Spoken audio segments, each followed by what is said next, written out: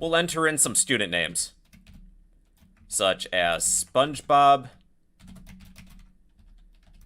Patrick, then Squidward. To calculate how many strings are within this array, how many students we have, we can find the size of my array students divided by the size of a string.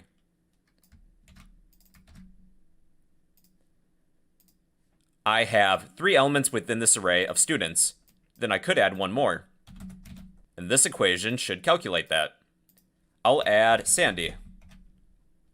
Size of students divided by the size of a string would give me 4 elements. So yeah, that's the size of operator, everybody. It will return the size in bytes of a variable, data type, class, objects, all sorts of things. It will be really helpful when working with arrays because we can determine the size of an array. But we'll get some practice with that in the future. And well, yeah, that's the size of operator in C++. Alright guys, in this video I'm going to show you how we can iterate over the elements of an array. Suppose we have an array of students. These will be strings. Standard string. I'll name this array students. Set this equal to some student names. Pick a few. SpongeBob, Patrick, then Squidward. Suppose I would like to display all these students. Normally to do that, I would type standard output my array followed by an index number. So the first student would be SpongeBob, which has an index of 0, and my first student is SpongeBob. If I need to display all of the elements of this array, I would have to one by one access each element. Then I'll just add a new line. We have SpongeBob, Patrick, and Squidward. If I need to display all of the elements of an array, a better approach would be to use a for loop. I'm going to type for, parentheses, curly braces. We'll need an index, int I. I'll set this equal to 0 because the first element in our array has an index of 0. I'll continue this as long as I is less than the length of our array. Currently it's 3. Then increment I by 1. During each iteration, I would like to display each element. Standard, output, students. Now instead of an index number like 0, 1, 2, or whatever, I'm going to use my counter variable, I. Students at index of I. During the first iteration, I will be 0, then 1, then 2. Once we reach 3, we'll stop. I'll add a new line. This for loop will print the elements of my array. SpongeBob, Patrick, Squidward. There's one issue with this though. What if we add another student? Such as Sandy. Well, this for loop will stop once I reaches 3. If we make any adjustments to this array, we would have to go into our code and make some changes, such as setting this for loop so that we discontinue when I reaches 4. This would work, but it's not the best solution. For our stopping condition, in place of just setting I to be less than some number, let's calculate how many elements are within this array. To do that, we can use the size of operator. I'll type size of my array. This will give me the total size in bytes of my array. To calculate the number of elements, I can divide size of students by the size of the data type, string, or even an element. This will loop through all of the elements of this array. SpongeBob, Patrick, Squidward, Sandy. If we change the number of elements, well then there's no need to touch this for loop. It will calculate the size automatically. See, now we just have SpongeBob and Patrick. Let's create one last example. I'll create an array of grades. Char grades. We have an A, B, C, D, then F. If I need to iterate over this array of characters, I would find the size of my array, grades, divided by the size of a character, the character data type. During each iteration, I will display grades at index of I, our counter. And this will display all of the elements of this array. So yeah, that's how to iterate over an array using a for loop. In the next topic, I will explain the for each loop, which has different syntax. And well, yeah, that's how to iterate over an array using a for loop in C++.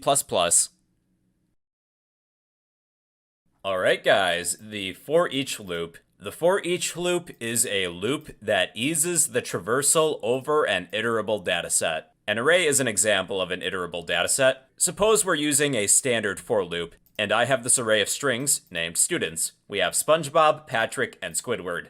Using a standard for loop, I would need 3 statements: an index, a condition, then we could increment or decrement our index. This does work, but there is another way of writing this using a for each loop. There's less syntax than a typical for loop, but it's less flexible. Using a for loop, we can go forwards, backwards, or even skip iterations of something we're iterating over. Using a for each loop, we start at the beginning and go to the end. There's less flexibility. So let's change this to a for each loop. First, we'll add the data type of what we're iterating over. We're iterating over strings. Then we'll need a name for the current element that we're on. We have an array of students. Let's name the current element student, colon, then our iterable data set, which would be our array. String student, colon, students. During each iteration, let's display whatever the current element is, which I named student. Then I'll add a new line. And there we go, we have our 3 students. Then you could change the amount of students if you would like. Let's add Sandy. Now we have SpongeBob, Patrick, Squidward, Sandy. Let's try a different example. Let's work with grades this time. These will be of the int data type. Int grades equals, make up some grades. 65, 72, 81, 93, good enough. The data type of what we're iterating over is not a string this time. It is an int, integers. Let's name each element simply grade, colon, the name of my iterable dataset, which would be my array, grades. For every grade in grades, let's display each grade. And here are the grades: 65, 72, 81, 93. So that's a for each loop. It's a loop that eases the traversal over an iterable dataset. There's less syntax involved in a for each loop, but it's less flexible. If you just need to display the elements of an array, a for each loop would work perfect. So yeah, that's a for each loop, everybody. Your assignment is to post a for each loop in the comment section down below. And well, yeah, that's the for each loop in C++. Alright everybody, so in this video I'm going to show you how we can pass an array to a function. Suppose we have an array of prices. These will be of the double data type. Double prices, straight brackets, equals, just make up some prices. $49.99, $15.05, $75, $9.99. Good enough. We'll create a function to find the sum of these prices and print a total. Let's say double total equals, then I'll invoke a get total function, which we still need to declare and define. So let's do that now. We'll return a double get total. Let's list the parameters. We need to accept an array of doubles, double prices, then add a set of square brackets for the parameter. Now, when we pass an array to a function, you only need to pass the array name. You don't need a set of square brackets. Then we'll need a function declaration. Let's do that before the main function. Then at the end of my program, I will display the total. Standard output. Pick a currency. Let's pick a $sign. Then I will display the total. Within the getTotal function, I'm going to declare a separate local instance of a total variable. Remember that variables can have the same name as long as they're within a different function. So we have double total. I'm going to iterate over my array using a for loop. Normally what we would do is say int I equals 0. I would continue this as long as I is less than. Then at this point, we would calculate the size of the array. But technically, this isn't going to work, and I'll demonstrate why. We have the size of our array, prices, divided by the size of either the data type or one of the elements. Typically, I like to use one of the elements. Prices at index 0, then I will increment our counter by 1 during each iteration. Within our for loop, let's assign total equal to total plus prices at index of I. Or we could shorten this to total plus equals prices at index of I. At the end of our program, we will return whatever the total is. Now, this isn't going to work the way it's written now. Here's why. When we pass an array to a function, it decays into what's known as a pointer, which we haven't discussed yet, but we will in future topics. Within this function, we're not working with an array anymore, we're working with a pointer that points to the address of where the array begins. This function has no idea how big this array is anymore. We can't calculate how many elements are within this array. What we could do is that when we invoke this function, we can pass in the array as well as the size of the array. Since this function no longer knows how big the array is, we can explicitly let the function know what the size is. So let's calculate what the size is. Int size equals, we can just copy all of this code, paste it. Now when we invoke this function, I'm going to pass the size as a second argument. Then we'll need a matching set of parameters. Int size. Be sure to add that with your function declaration too if you have one. I would like to continue this for loop as long as I is less than size. Now this should work. Let's verify that. Yep, and our total is $150.03. In conclusion, when you pass an array to a function, you only have to pass the array name. You don't need a set of square brackets when you do so. However, when a function receives an array, it decays into a pointer, and the function no longer knows what the size of the array is. So we could pass that as an additional argument to let the function know what the size is, which we could then use to, iterate over the array. So that's how to pass an array to a function. Your assignment is to post a function that accepts an array as an argument in the comments section down below. And well, yeah, that's how to pass an array to a function in C++. Hey, welcome back. So in this video, I'm going to show you how we can search an array for an element. Let's create an array of numbers. Something simple. Int numbers. This will be an array. Then assign some numbers. I'll just assign the numbers 1 through 10 because I'm basic like that. There, 1 through 10. We'll probably need this later. I'm going to calculate the size of the array. Int size equals size of my array, numbers, divided by the size of one of the elements. I'll just pick the first element. We'll need to keep track of an index, like what index did we find something that we're searching for? Int index. I'll declare this variable, but we don't need to assign it. As well as int my num. My num will be the number that we're looking for. Let's accept some user input. We'll create a prompt. Standard output. Enter element to search for. I'll add a new line because I can. Standard input my num. I'm going to create a function that will search an array for us. Let's define that function outside of the main function. This function will return an integer. That will be our index. The return type is int. I'll name this function search array. There's a couple parameters. We'll have 3 parameters. An array of integers, integer, array, the size of the array, int size, then some element that we're searching for, int element. Then we should probably add a function declaration at the top. That's good. This function will return an integer, the index of the element that we're searching for.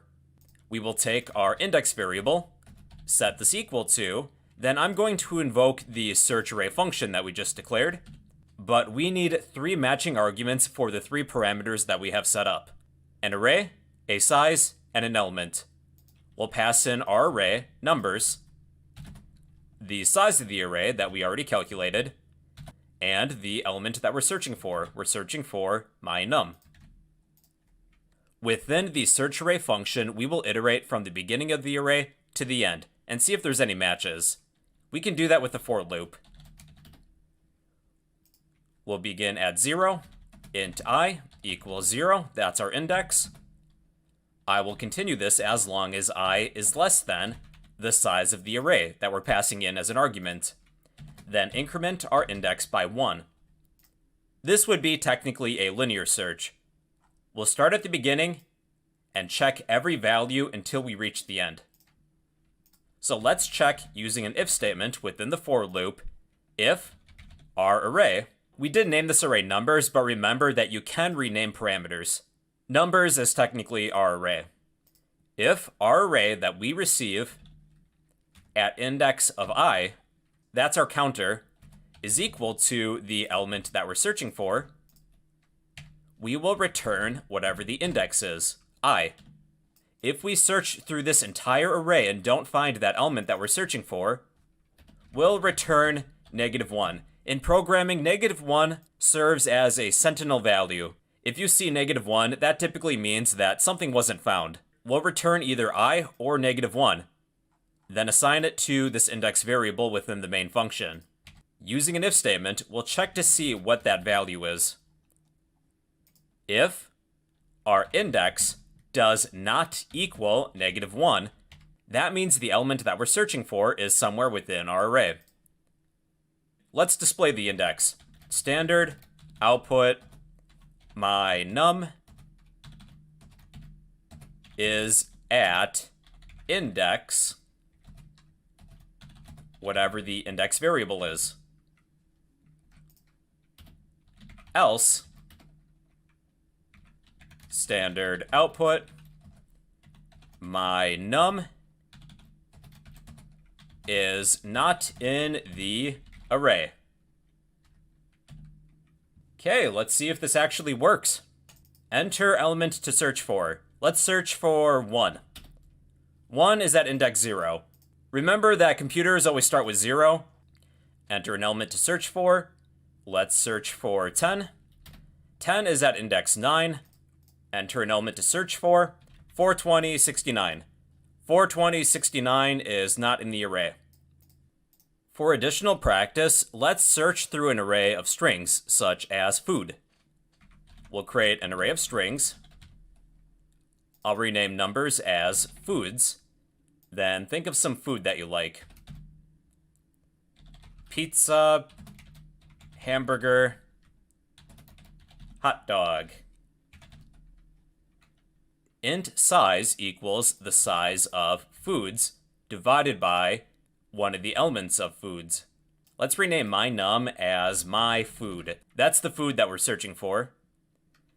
And that will be of the string data type. In place of cin, when working with strings, let's use getLine because the user input may contain spaces. Standard getLine standard input my food. Within the search array function that we created, we will pass our array, foods. The size can stay the same. Then pass in my food. That's what we're searching for. Within the if-else statements, replace my_num with my food. Then we'll need to change the data types of this function. We're accepting an array of strings. Replace int with string. Do that with your element as well. Then we need to change the function declaration at the top of our program. Okay, we can now search through an array of strings. Enter element to search for. Let's search for pizza. Pizza is at index 0. Hamburger. Hamburger is at index 1. Hot dog. Hot dog is at index 2. Then let's search for something that's not within this array. What about sushi? Sushi is not in the array. Yeah, everybody, that is how to search through an array. This would technically be a linear search. You begin at the first element of an array, check to see if the values are equal. If they're not equal, you move to the next element until you reach the end. And that's basically it. If you would like a copy of this code, I'll post this in the comment section down below. And well, yeah, that's how to search through an array in C++. Hey everybody, in this topic I'm going to show you how we can sort an array. First, I'll explain the logic behind it, then we'll write a C++ program to actually handle it. We'll use a standard bubble sort. It's an easy sorting algorithm to write, although there are more efficient sorting algorithms. We're still learning, so let's stick with a bubble sort. So with a bubble sort, we begin at index 0, the beginning of our array. We'll examine the element directly to the right. If the element on the left is larger than the element on the right, we need to swap these two elements. I will take this element, move it within some temporary storage, like a temporary variable, take the element on the right, move it to the left. Take whatever's within temp, place it within that opening. Again, we take our value, examine the element to the right. If it's larger, we swap them. Then we would just repeat this until we reach the end.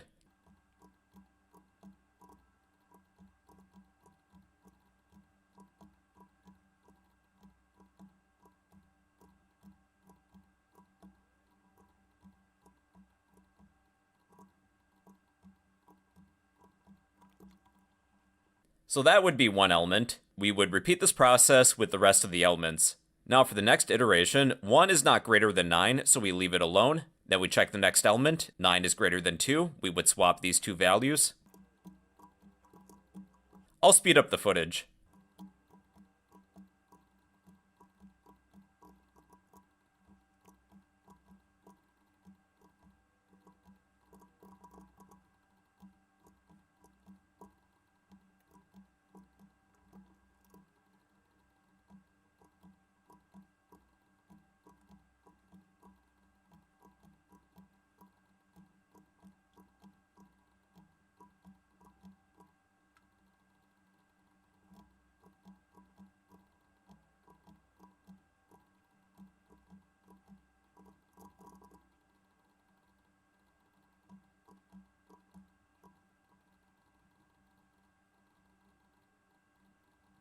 That is a quick demonstration of a bubble sort. So let's actually write this in code now. Okay, let's create an array. This will be an array of integers. Make up some numbers, make sure they're not in order. Let's calculate the size of the array. Int size equals size of our array divided by the size of one of the elements. At the end of our program, we will iterate over our array. I'll use a for each loop. Int element in array. I will display using standard output every element, then I think I'll separate each with a space. Okay, and here's our array, obviously unsorted. So let's change that. I'll create a sort function, void sort. There will be two parameters, an integer array, int size. Let's add a function declaration at the top of our program. Before we print our array, let's invoke the sort function that we just created. Pass in our array as well as the size. There we go. Okay, so let's head to our sort function. What we'll need to do is iterate over our array once for every element that's within the array. We'll need the help of a temporary variable to swap some values. Then we'll need nested loops. For int I equals 0. We'll continue this as long as I is less than the size of our array minus 1. The reason that the condition is size minus 1 is because we don't need to compare the last element to anything. The larger values will naturally gravitate towards the end of the array. Increment I by 1. Then we'll need a nested for loop. Let's use index j because I is already taken. Now our condition is going to be size minus I minus 1. Once we place the larger elements all the way to the right, they should already be in order. We don't need to sort any elements that are already sorted. Then what we have to do is use an if statement to check to see if the current element that we're on, array, at index of j is greater than the element on the right. Array at index of j plus 1. If the element on the left is larger than the element on the right, we just have to swap those two values. We'll take temp, which we declared up here, equals array at index of j, array at index of j equals array at index of j plus 1. Then lastly, array at index of j plus 1 equals whatever's within temp. And that should be it. Let's run this. Yeah, and our array is now sorted in ascending order. So if you need descending order within this if statement, use less than. And now this array is in descending order. Well, okay then everybody, that's one way in which you can sort an array. We used what's known as a bubble sort. It's easy to write, but it's not as efficient as some other algorithms that are out there. This is a good one for beginners. If you would like a copy of this code, I'll post this in the comment section down below. And well, yeah, that's how to sort an array using C++. Hey everybody, in this topic I'm going to explain the fill function. The fill function fills a range of elements with a specified value. There's three arguments: a beginning address of a data structure, an ending address, then some value. Suppose we have an array of strings. Standard string, I'll name this array foods. I'll give this a maximum size of 10 elements. Then I'll go ahead and fill this array with the same food. I'll fill all 10 elements with the word pizza. So that's 1, 2, 3, 4, 5, 6, 7, 8, 9, 10. So these all have the same value. Now this really isn't practical, although it does work. Just to demonstrate, I'll display the elements with the for each loop. We're displaying strings. For every food element in my array, foods, I would like to display each food element. Then I'll add a new line. So we have 10 elements all filled with pizza. You know, this does work, but it's not practical to initialize all of these elements manually. What if we had an array of 100 elements? I would have to type the word pizza 100 times. There's a few solutions, one of which would be the fill function, which would make this process a lot easier. I'm going to declare this array, but not fill it in quite yet. We have an array of 100 elements to store strings. I'm going to fill all 100 elements with pizza. So we type fill parentheses.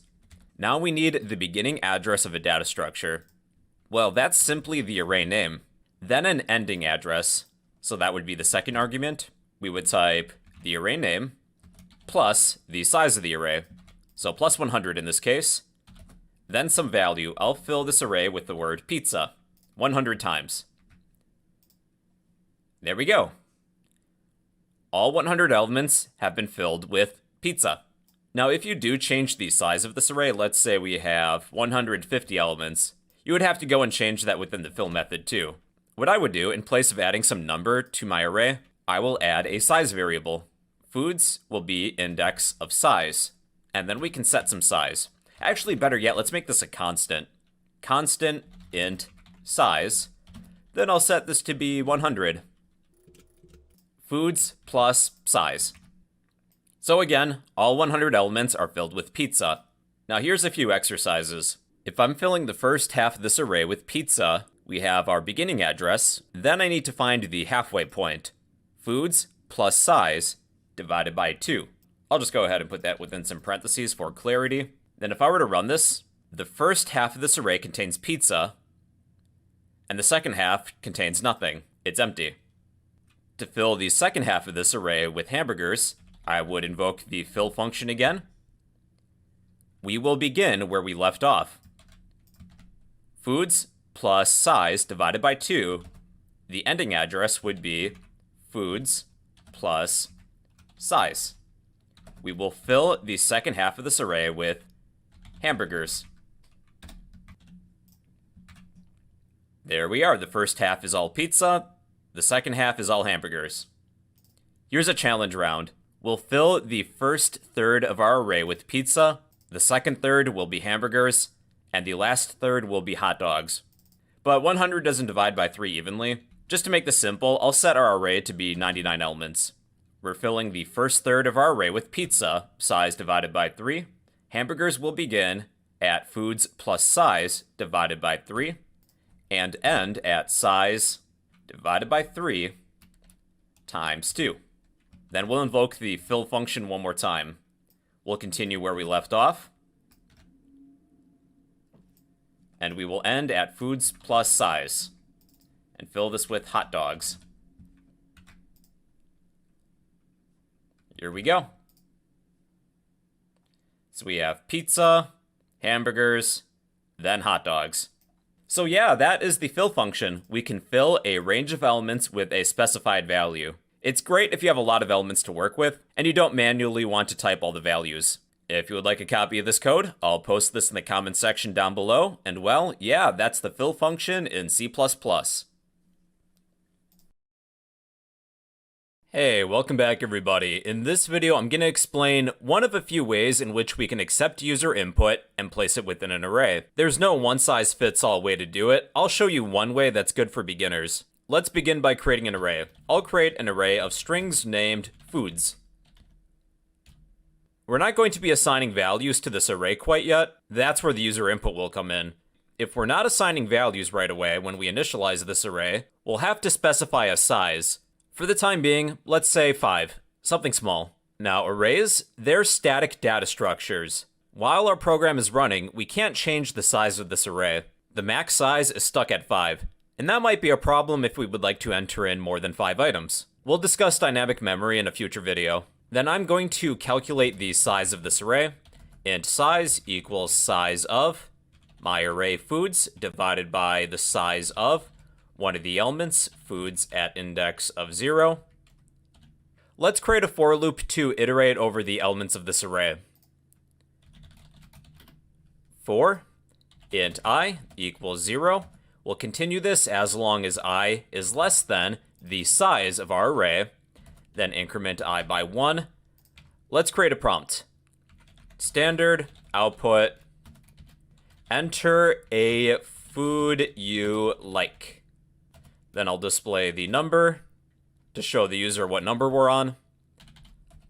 Then I'm just going to add a colon at the end.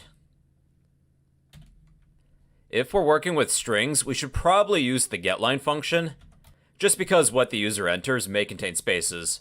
GetLine, standard input.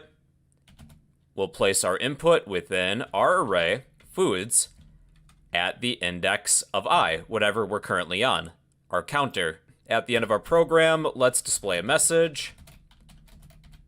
You like the following food. I'll use a for each loop to iterate over the elements of this array. We list the data type, a name for the current element, food in foods. Let's display standard output, whatever the food is. I'll add a new line, and that should be good. Now take a look at this. Enter a food you like. We're on number 0.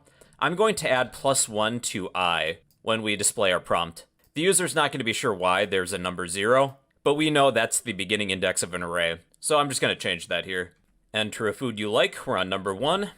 Pizza, hamburger, hot dog, ramen, sushi, and these are the 5 elements. You like the following food: pizza, hamburger, hot dog, ramen, sushi. Okay, that's pretty good so far. Suppose the user only wants to enter in 3 elements, not all 5. We should add some way to escape out of this for loop, based on some user input. I'm going to add this line. Enter a food you like, or Q to quit. Now check this out. If the user types in Q, we would like to exit. If foods at index of I is equal to the string Q, then I would like to break out of this for loop. The user is done entering in input. But there's a problem with this. Enter a food you like, or Q to quit. Number 1, pizza, hamburger, hot dog. Now I'm going to press Q to quit. We don't have any more prompts to enter in food. We went to the results. You like the following food: pizza, hamburger, hot dog, Q. I'd rather not put the letter Q in my foods array. I'm going to create a temporary variable just to hold some user input. This will be of the string data type, standard string. I'll name this temp, meaning temporary. It's a temporary variable. In place of directly putting my user input into my foods array, I'll place it temporarily within my variable temp. I'm going to check if temp is equal to Q, else we'll take foods at index of I, set this equal to temp. That way we're not directly assigning our user input to our array until we check what it is. If the user types in Q to quit, we don't want to put that within our foods array. So let's try this again. It should be better. Enter a food you like, or Q to quit. Pizza, hamburger, hot dog, Q to quit. Okay, pizza, hamburger, hot dog. Well, the letter Q isn't here, but when we display what's within the array, we have these empty spaces. We did not assign a value to these. If one of our elements is empty, I don't want to display it. So we can make this following change. In place of a for each loop, let's use a standard for loop. Int I equals 0. Now here's the condition. We're used to saying I is less than size, right? I'd like to propose a change. We'll write a different condition. I will check if the current element is empty. Foods at index of I dot empty function. Then we'll add the not logical operator. We'll continue our for loop as long as the current element is not empty. Then we'll add the statement increment I by 1. We'll display our array foods at index of I. This for loop shouldn't display any elements that are empty. Pizza, hamburger, hot dog, Q to quit. Yeah, and we only have 3 elements: pizza, hamburger, hot dog. One disadvantage of arrays is that they have a limited size. They're static. Once we declare a size, we can't change it.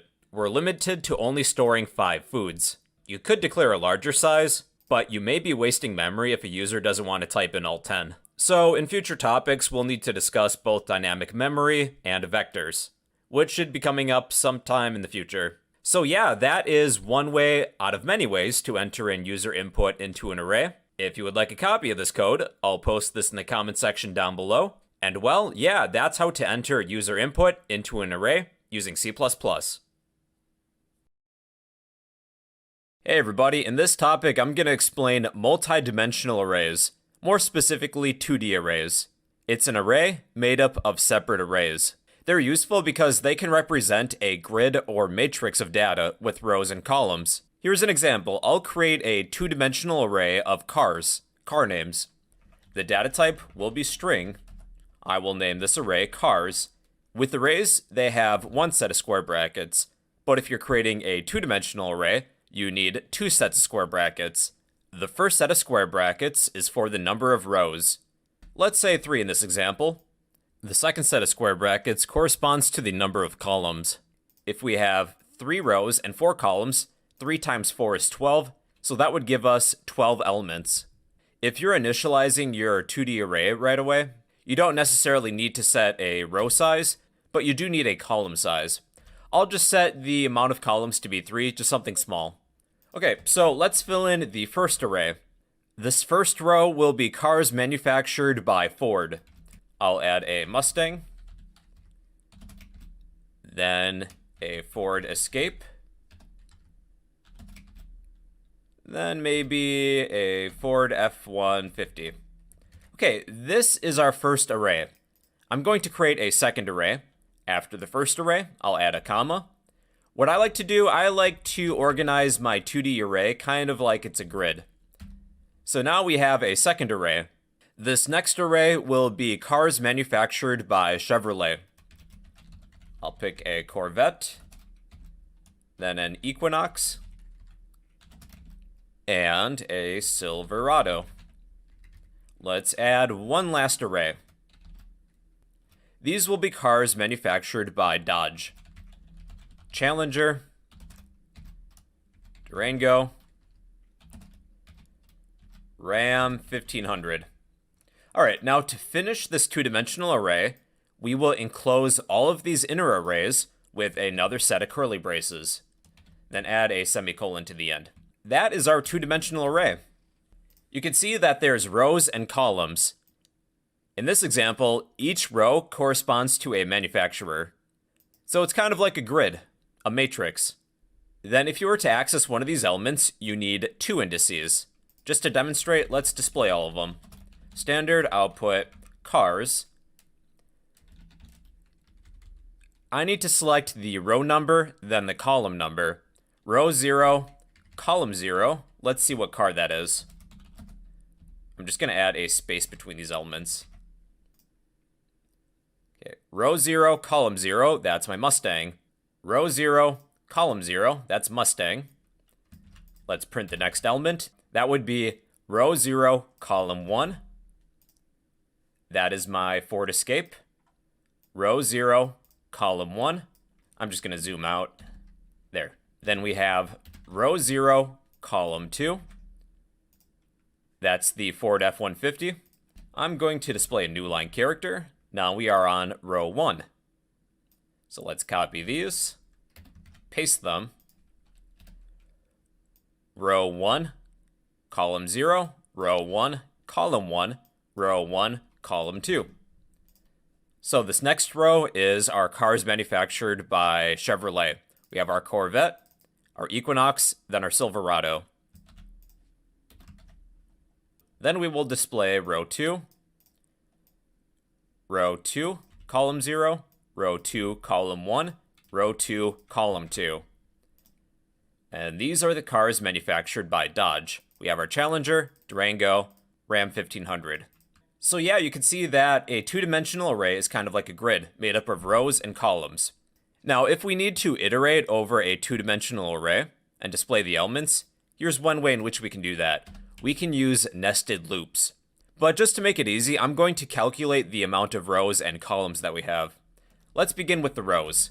Int rows equals size of my array cars divided by the size of one of the elements. Cars at index 0 is good. Then to calculate the amount of columns that we have, we could do something like this. Int columns equals the size of cars at index of 0 divided by the size of one of the elements. So remember, there's two indices this time. 0, 0 is good. In this example, we should have 3 rows as well as 3 columns. Now let's create a for loop to iterate over the rows. Int I equals 0. I will continue this as long as I is less than the number of rows that we have. Then increment I by 1. I'm going to display cars at index of I, just for the time being. Then for now, I'm just going to add a new line between each. So if I was to display cars at index I, that should give us 3 memory addresses, 1 address for every inner array. This memory address is for the first array, then the second array, then the third array. What I need to do now to get the elements within each array is to create an inner loop. Let's use an inner for loop to iterate over each element within each array. Int j, because I is already taken, set this equal to 0. We will continue this for loop as long as j is less than the number of columns that we have. Increment j by 1. Now I'm going to display cars, and there's 2 indices. I, then j. I'm going to display a space between each of these. Okay, now we have one long line of text. So once we escape the inner for loop, I would just like to print a new line. I'll add standard output new line character. Okay, and here's our two-dimensional array. The first row are for cars manufactured by Ford, then Chevrolet, then dodge. That's how to iterate over a two-dimensional array. You have the outer loop that's in charge of the rows, the inner loop, which is in charge of the columns.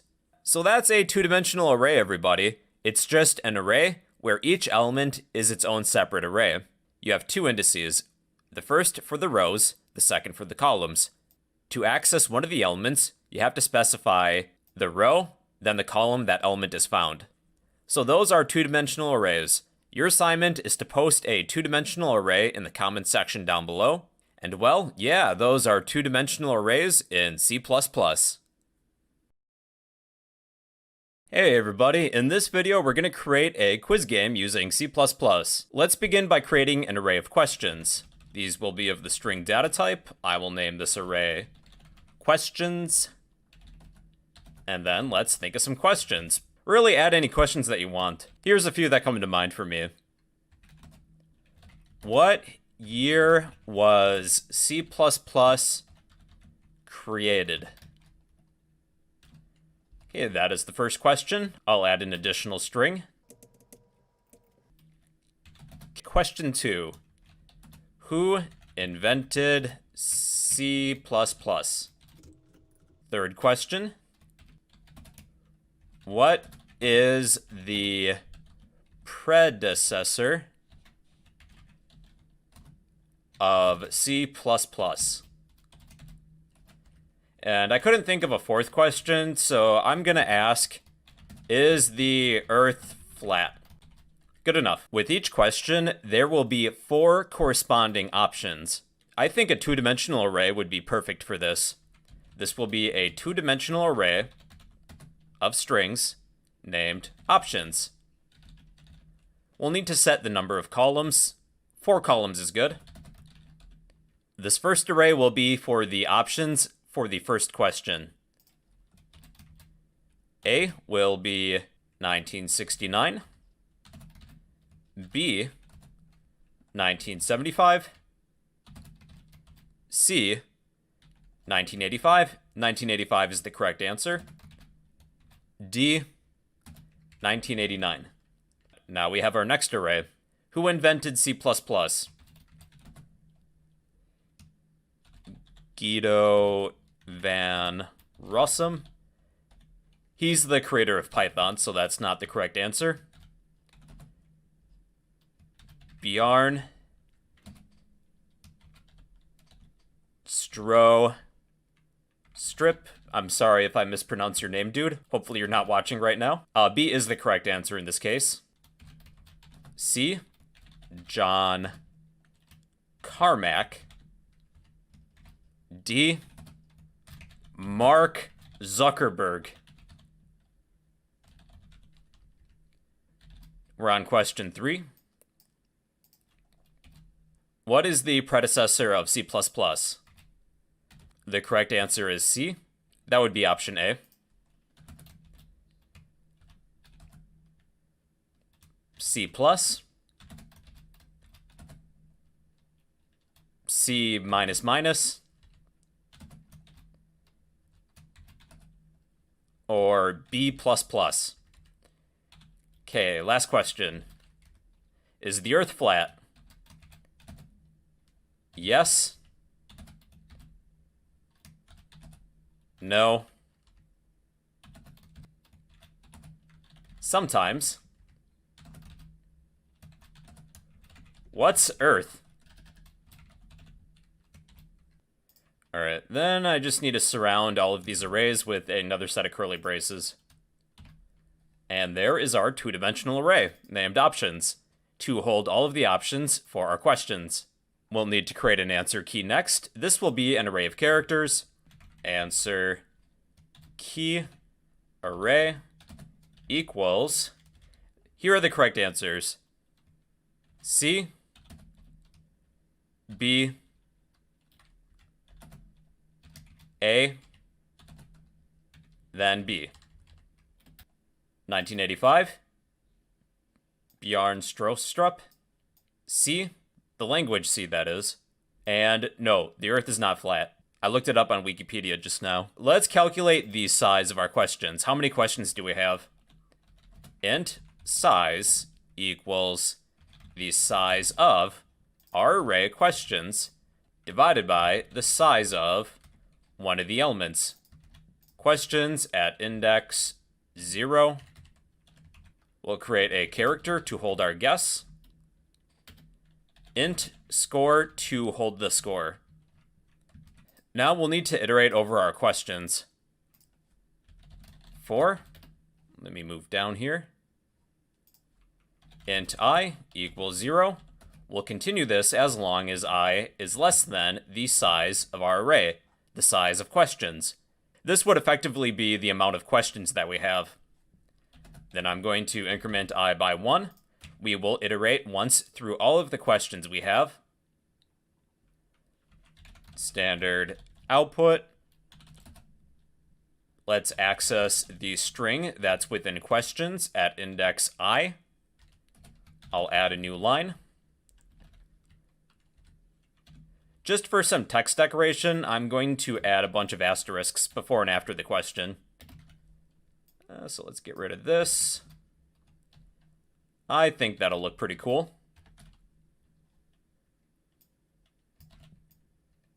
There we go. Then we'll need to iterate over our 2D array. We'll use an inner for loop for that. We'll need a different index. I is already taken. Let's pick j. Int j equals 0. We'll continue this as long as j is less than. Now we'll need to calculate how many elements are within each array. So we can do that with size of our options array at index of I divided by the size of options, and there's two indices here,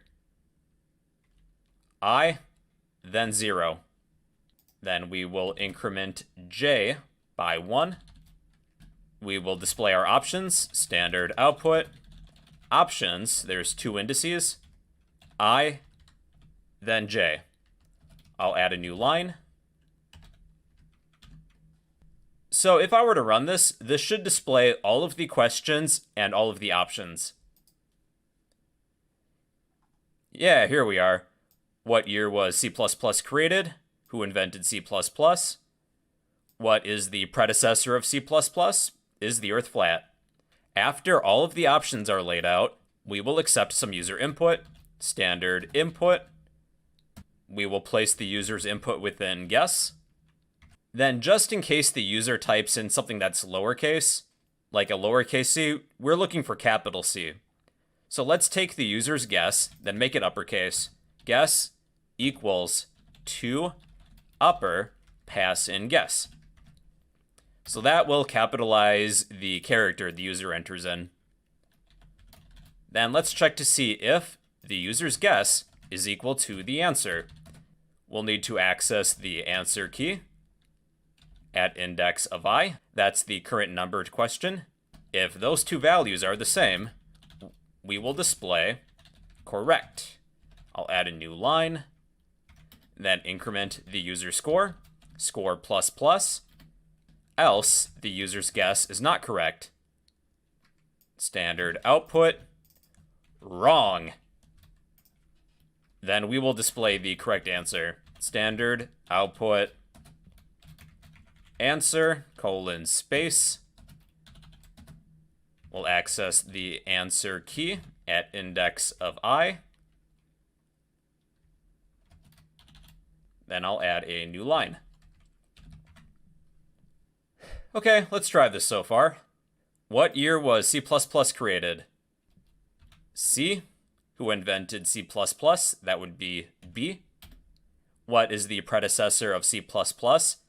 That is C, the language C, but it's option A. Is the Earth flat?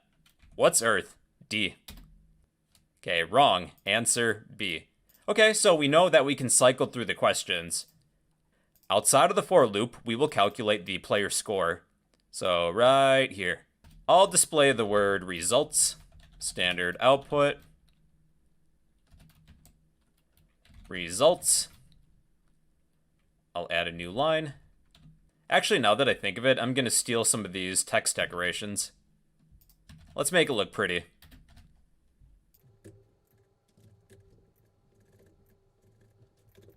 Something like this would look cool, but not necessary. Standard, output, correct guesses. Then we will display the current score. Add a new line. Standard output. Number of questions. That is simply the size of our array. Add a new line. Then we will calculate a percentage. What percent of the questions did they get right? Score. Score divided by size times 100. Then we'll add percent. So at first, this isn't going to work because we're using integer division, but I'll explain that momentarily about typecasting. So let's run this once. Let's say A, B, C, D. Correct guesses, 1. Number of questions, 4. Our score was 0%, even though we got one right. We'll need to add a cast to the divisor. Let's cast size as a double to hold that decimal portion. Then this should work. A, B, C, D. Correct guesses, 1. Number of questions, 4. Our score was 25%. Now let's go for 100. Remember that the correct answers are C, B, A, B. 1985, Bjarne Stroustrup. The language C, but that's option A. Is the Earth flat? No. B. Correct guesses, 4. Number of questions, 4. Score 100%. Well, yeah, everybody, that is a quiz game you can make in C++. You can impress your friends or have your friends take the quiz. You know, you can change your questions around if you want. If you would like a copy of this code, I'll post this in the comment section down below. And that is a quiz game written using C++. Hey everybody, welcome to the exciting world of memory addresses. A memory address is a location in memory where data is stored. In C++, a memory address can be accessed with an ampersand, known as the address of operator. Suppose we have some variables. I'll create a string. The variable name will be, well, name. Assign this a string of text. I'll create int age, set this equal to some value. Then a boolean. Boolean, student, I'll set that to be true. A variable is a container for some data. But these variables need to exist somewhere. Well, they exist in your computer's memory at a given address. We can find that address with the address of operator. I'll display that. Standard, output. I would like to display the address of name. Then I'll just add a new line. Here's the address of my name variable in my computer's memory. It's a bunch of weird letters and numbers. Well, this is a hexadecimal address. Every time we run this program, that number is likely to change. Let's display the addresses of age and student. Address of age, address of student. Here are the memory addresses. Again, all in hexadecimal. So these are kind of like street addresses. Hey, for fun, let's decode these to decimal. You can easily find tools online to convert hexadecimal to decimal. Let's see what these numbers are.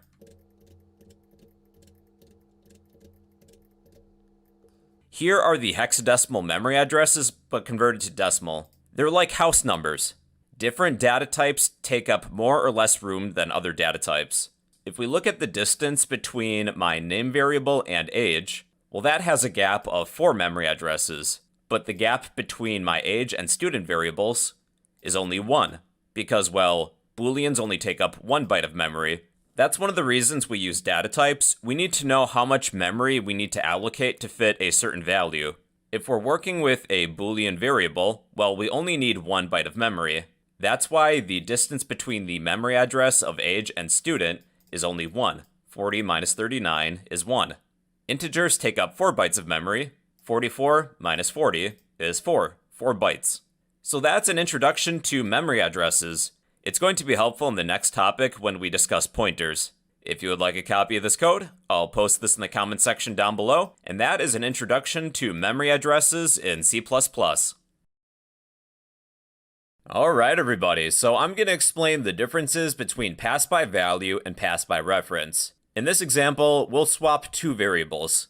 Suppose we have two imaginary cups. I'll name the first cup X. X will contain Kool-Aid. Then we have cup Y, which contains water. I need to swap these two values. We'll need the help of a temporary variable, string temp. To swap two variables, we would assign temp equal to X, X equals Y, Y equals temp. Let's display these variables. Standard output, X, the variable X. I'll add a new line. Let's copy this, paste it. Y, the variable Y. This should work. X now contains water, Y contains Kool-Aid.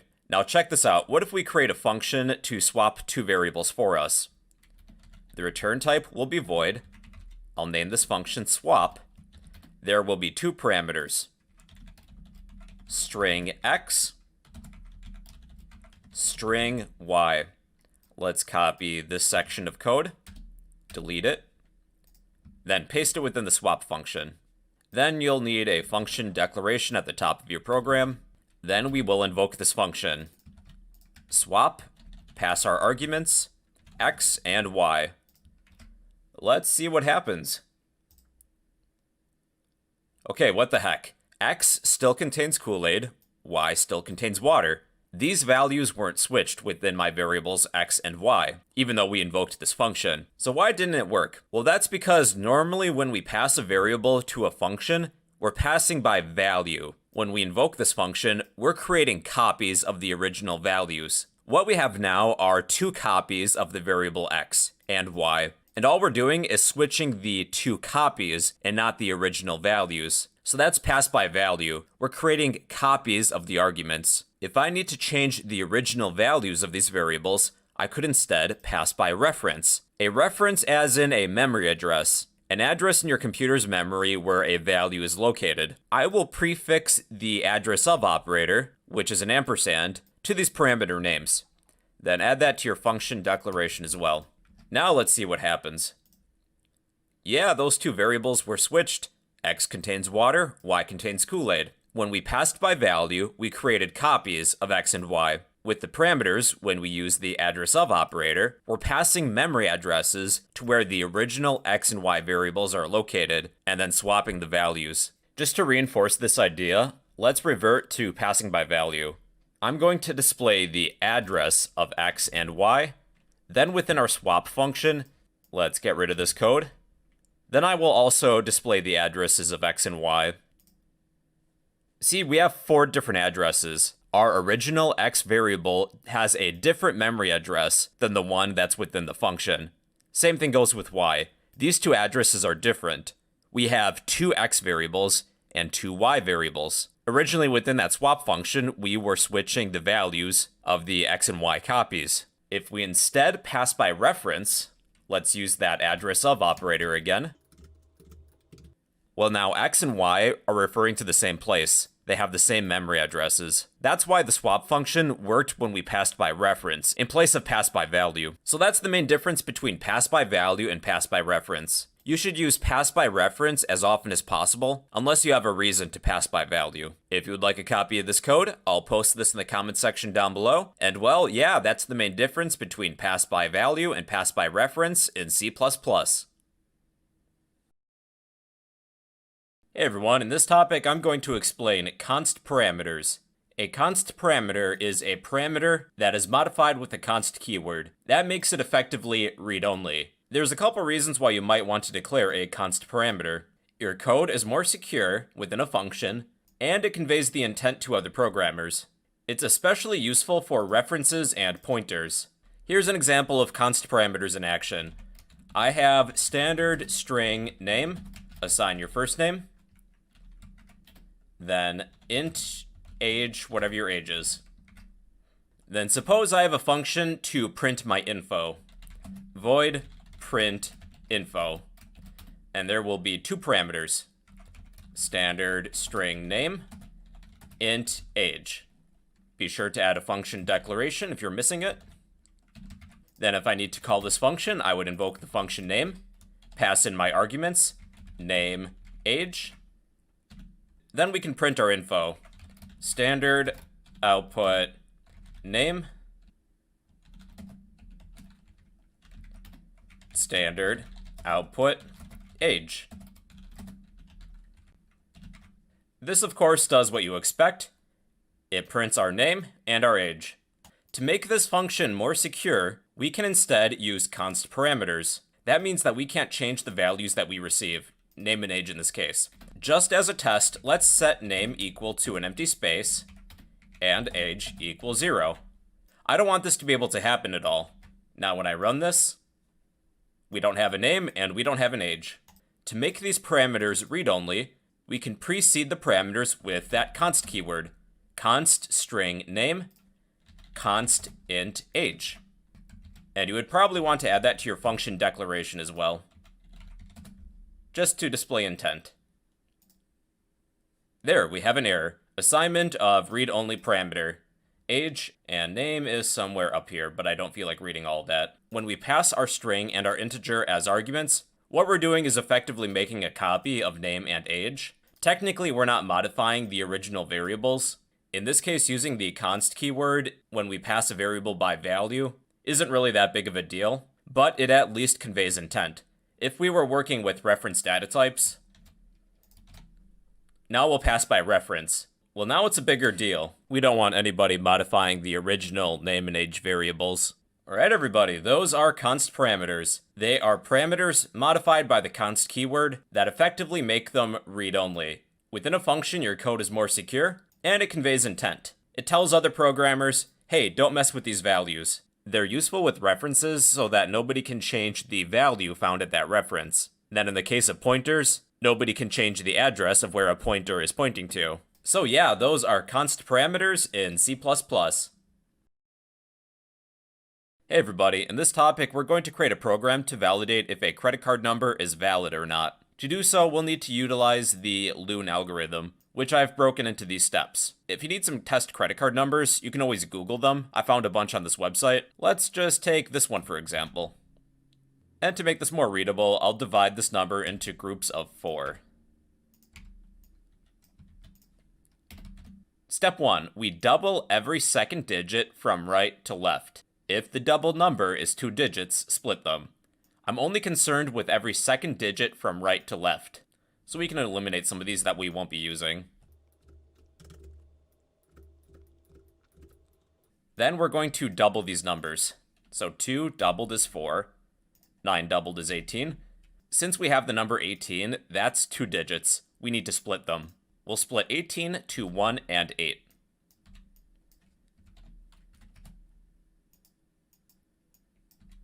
Then 6 doubled is 12. We'll split that. Step 2, we need to add all of these numbers together to create a sum.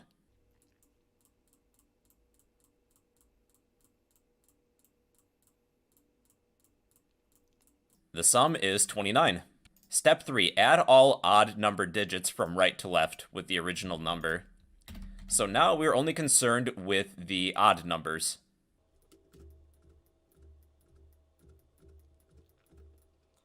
Then we just add these numbers together. No need to double them.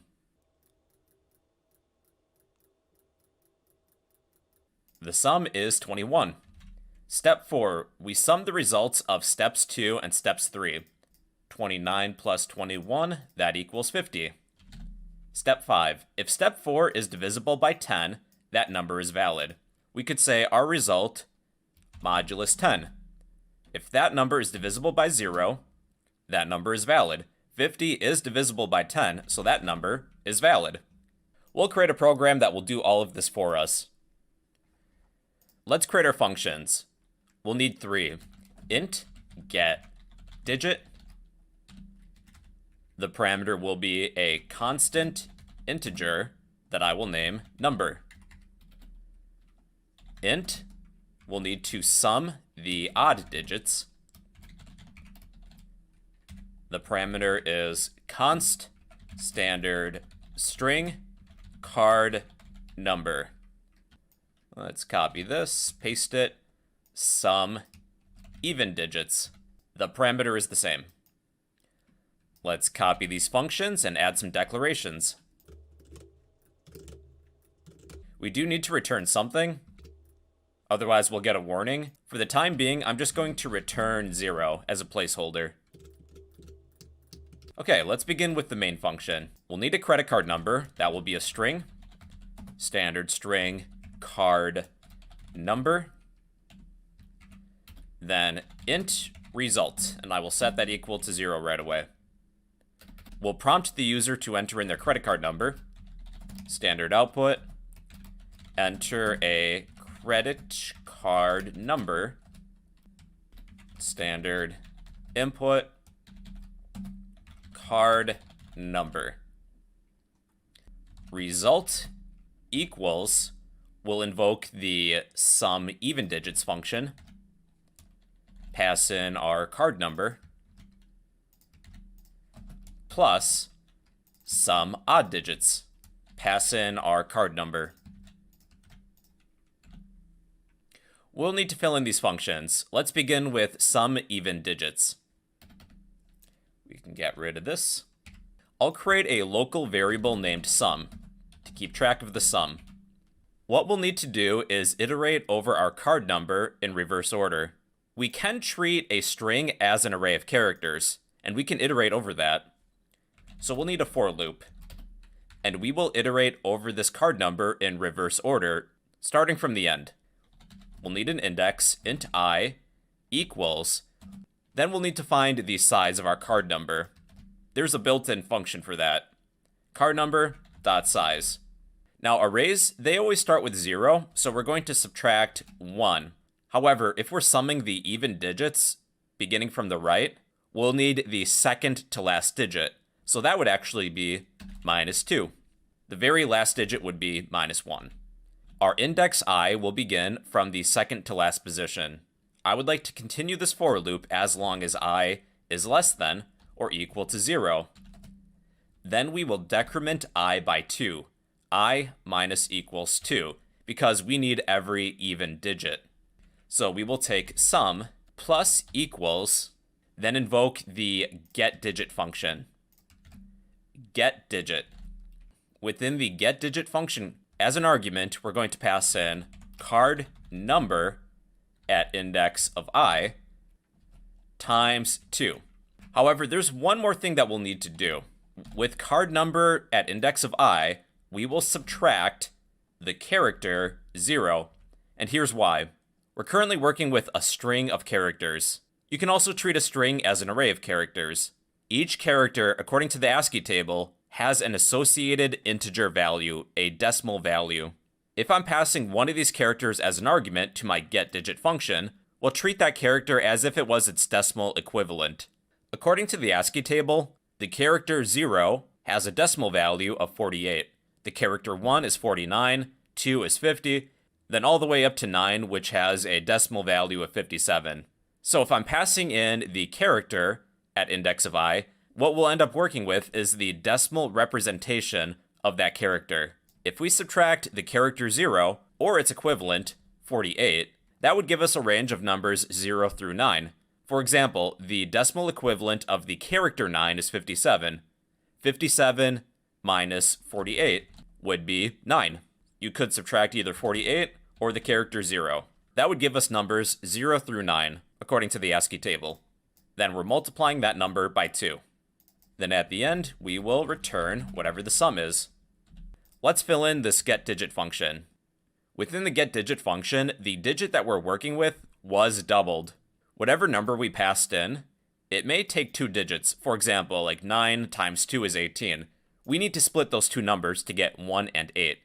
So I'm going to return number modulus 10 plus number divided by 10 modulus 10. That will split the two numbers. For example, let's say our number that we're passing in as an argument is 18. 9 times 2. 18 modulus 10 would give us 8. 18 divided by 10, that would give us 1, since we're using integer division. 1 modulus 10 is 1. 8 plus 1 is 9. Then we're just returning that number, 9.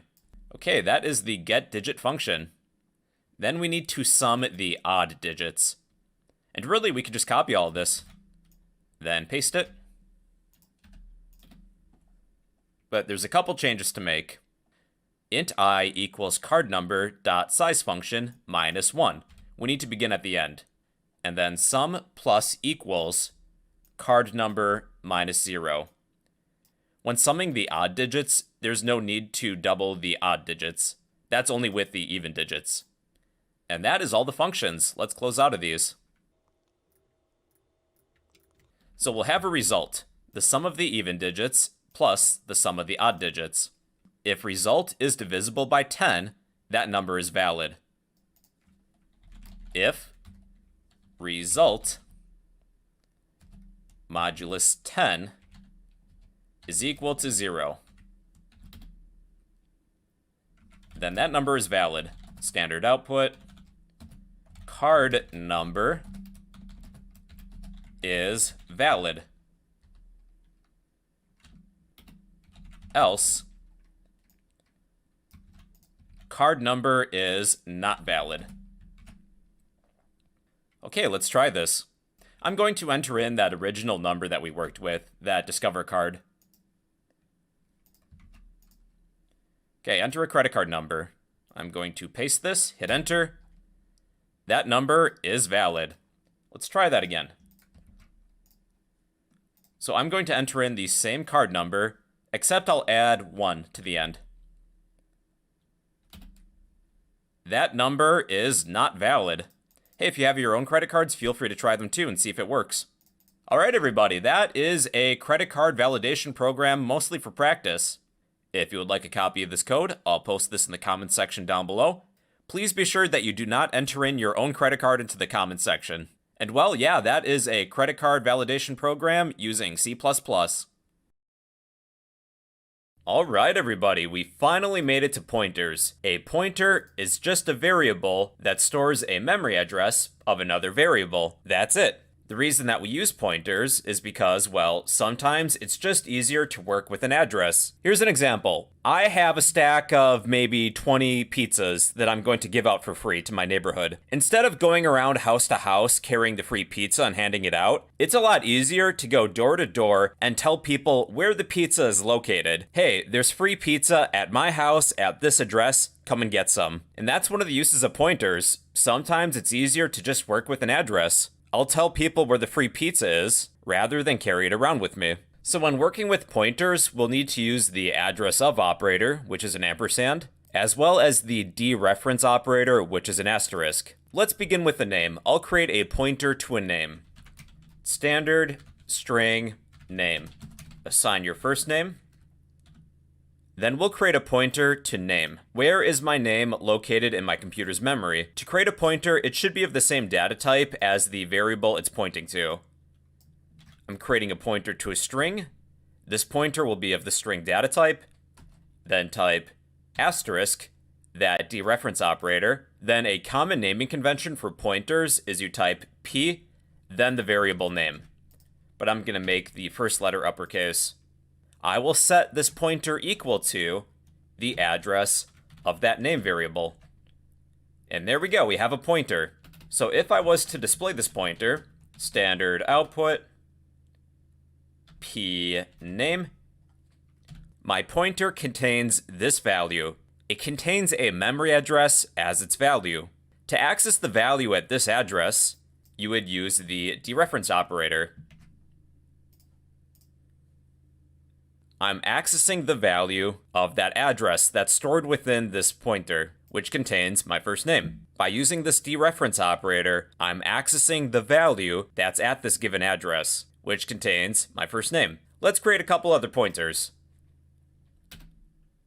Let's create a variable age, int age equals make up some age. I'll create a pointer to age. The data type of the pointer should be the same as the variable. Int dereference operator p age equals the address of age. Then let's display whatever value is located at the address that's stored within my pointer of page. So we have my first name and then an age. I think I'm just going to add a new line real quick. Going back to that analogy with the free pizzas, I'll create an array of strings. I'll name this array free pizzas. I'll give this a size of 5. We have pizza 1, pizza 2, pizza 3, pizza 4, then pizza 5. Like I said in my example, it's a lot easier instead of carrying around 5 free pizzas house to house, giving away pizza. I can just tell people where the pizza is located. I'll give them an address. I'll create a pointer to this array. We'll use the same data type. We're storing strings. Dereference operator, p, free pizzas. Now I'm going to attempt to set this to the address of free pizzas. Now we're going to run into a problem. My array is already an address, so I don't need to use the address of operator. Let me demonstrate. I will display cout free pizzas.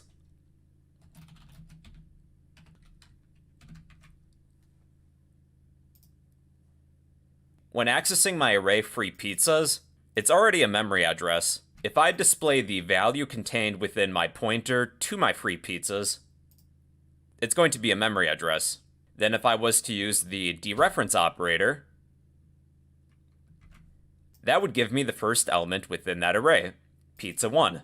So those are pointers. It's a variable that stores a memory address of another variable. Sometimes it's easier to work with an address. Instead of carrying 5 free pizzas with me and going house to house giving it away, I'll just tell people where the free pizza is. So those are pointers. Your assignment is to post a pointer in the comments section down below. And well, yeah, that's an introduction to pointers in C++.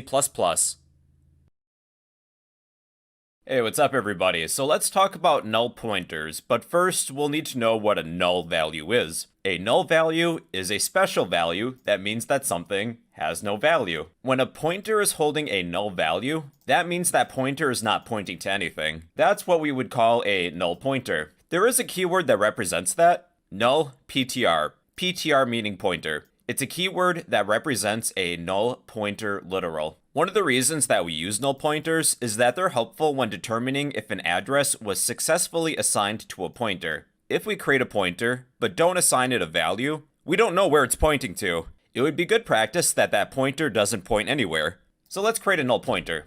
I'll create a pointer of the int data type. We use the dereference operator. Pointer. If I'm not going to assign this pointer an address right away, it would be good practice to assign this pointer null PTR, null pointer.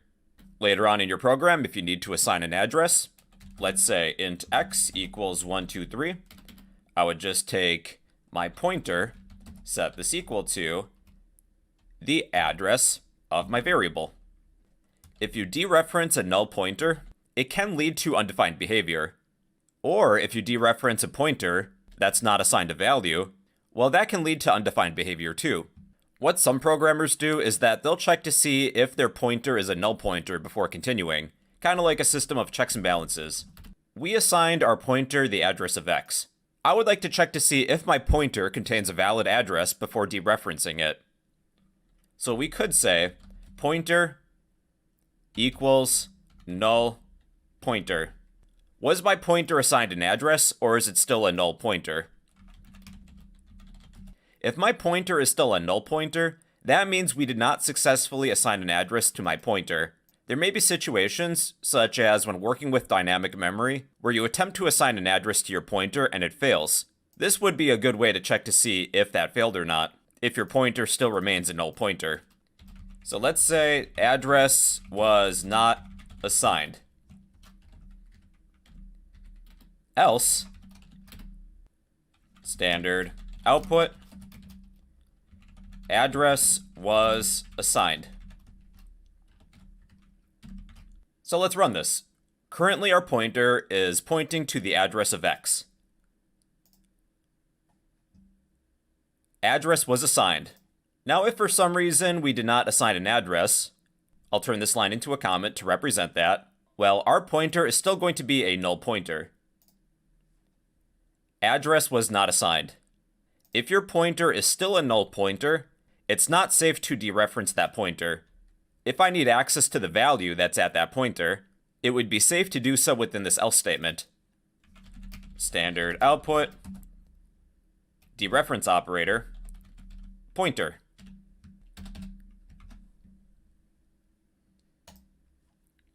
So my pointer contains the number 123. If I were to dereference this null pointer, that would lead to undefined behavior. I have no idea what's going to happen. Don't try this at home, kids. What the fuck? A null pointer is a keyword that represents a null pointer literal. When declaring a pointer, it's good practice that our pointer is pointing to a valid address or this null pointer keyword, because otherwise we don't know where it's pointing originally. They're helpful when determining if an address was successfully assigned to a pointer. When using pointers, be careful that your code isn't dereferencing a null pointer or pointing to any free memory that we're not using, because that can lead to undefined behavior. So yeah, everybody, those are null pointers in C++. Hey guys, in this topic we're going to create a game of tic-tac-toe. We'll be working with random numbers. You may or may not need to include this header file. Include C time. We'll add some function declarations, then some definitions. Void draw board. There will be one parameter. A pointer to an array named spaces. Spaces will be a one-dimensional array that will keep track of all the markers, like what spots are taken, what spots are occupied. Player move. The parameters will be a pointer to spaces and char player. Computer move. A pointer to spaces, char computer. Check winner. A pointer to spaces, char player, and char computer. Then lastly, check tie. And all we need is a pointer to our array spaces. Oh, check winner and check tie will both return a Boolean value. Okay, let's add some function declarations. So after the main function, let's paste these.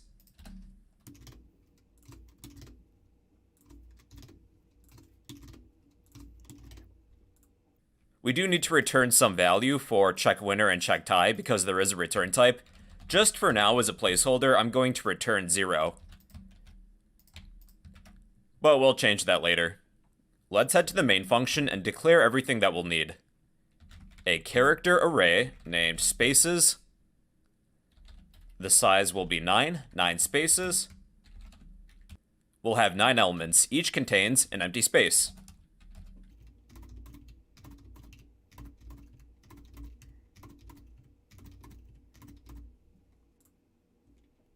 One, two, three, four, five, six, 7, 8, 9. Good.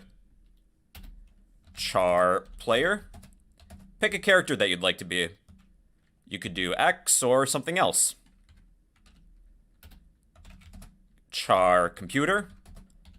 Pick a character for the computer. Let's begin with O. Boolean running. I'll set this equal to true. When we begin our game, we will immediately invoke the drawBoard function. Then pass in our array. So remember, when we pass an array to a function, it decays into a pointer. so we don't need to create a pointer for this array.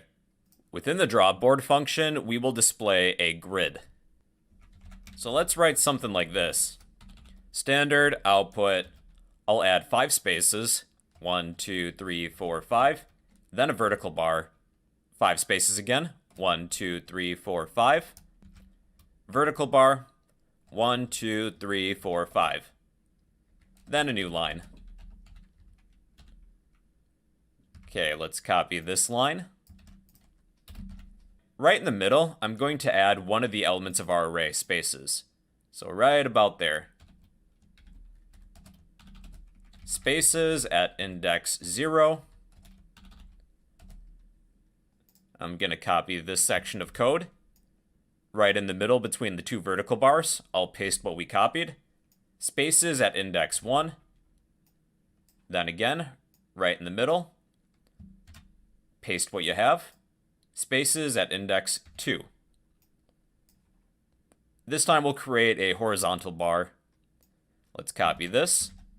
We'll replace the spaces with underscores. So right about there.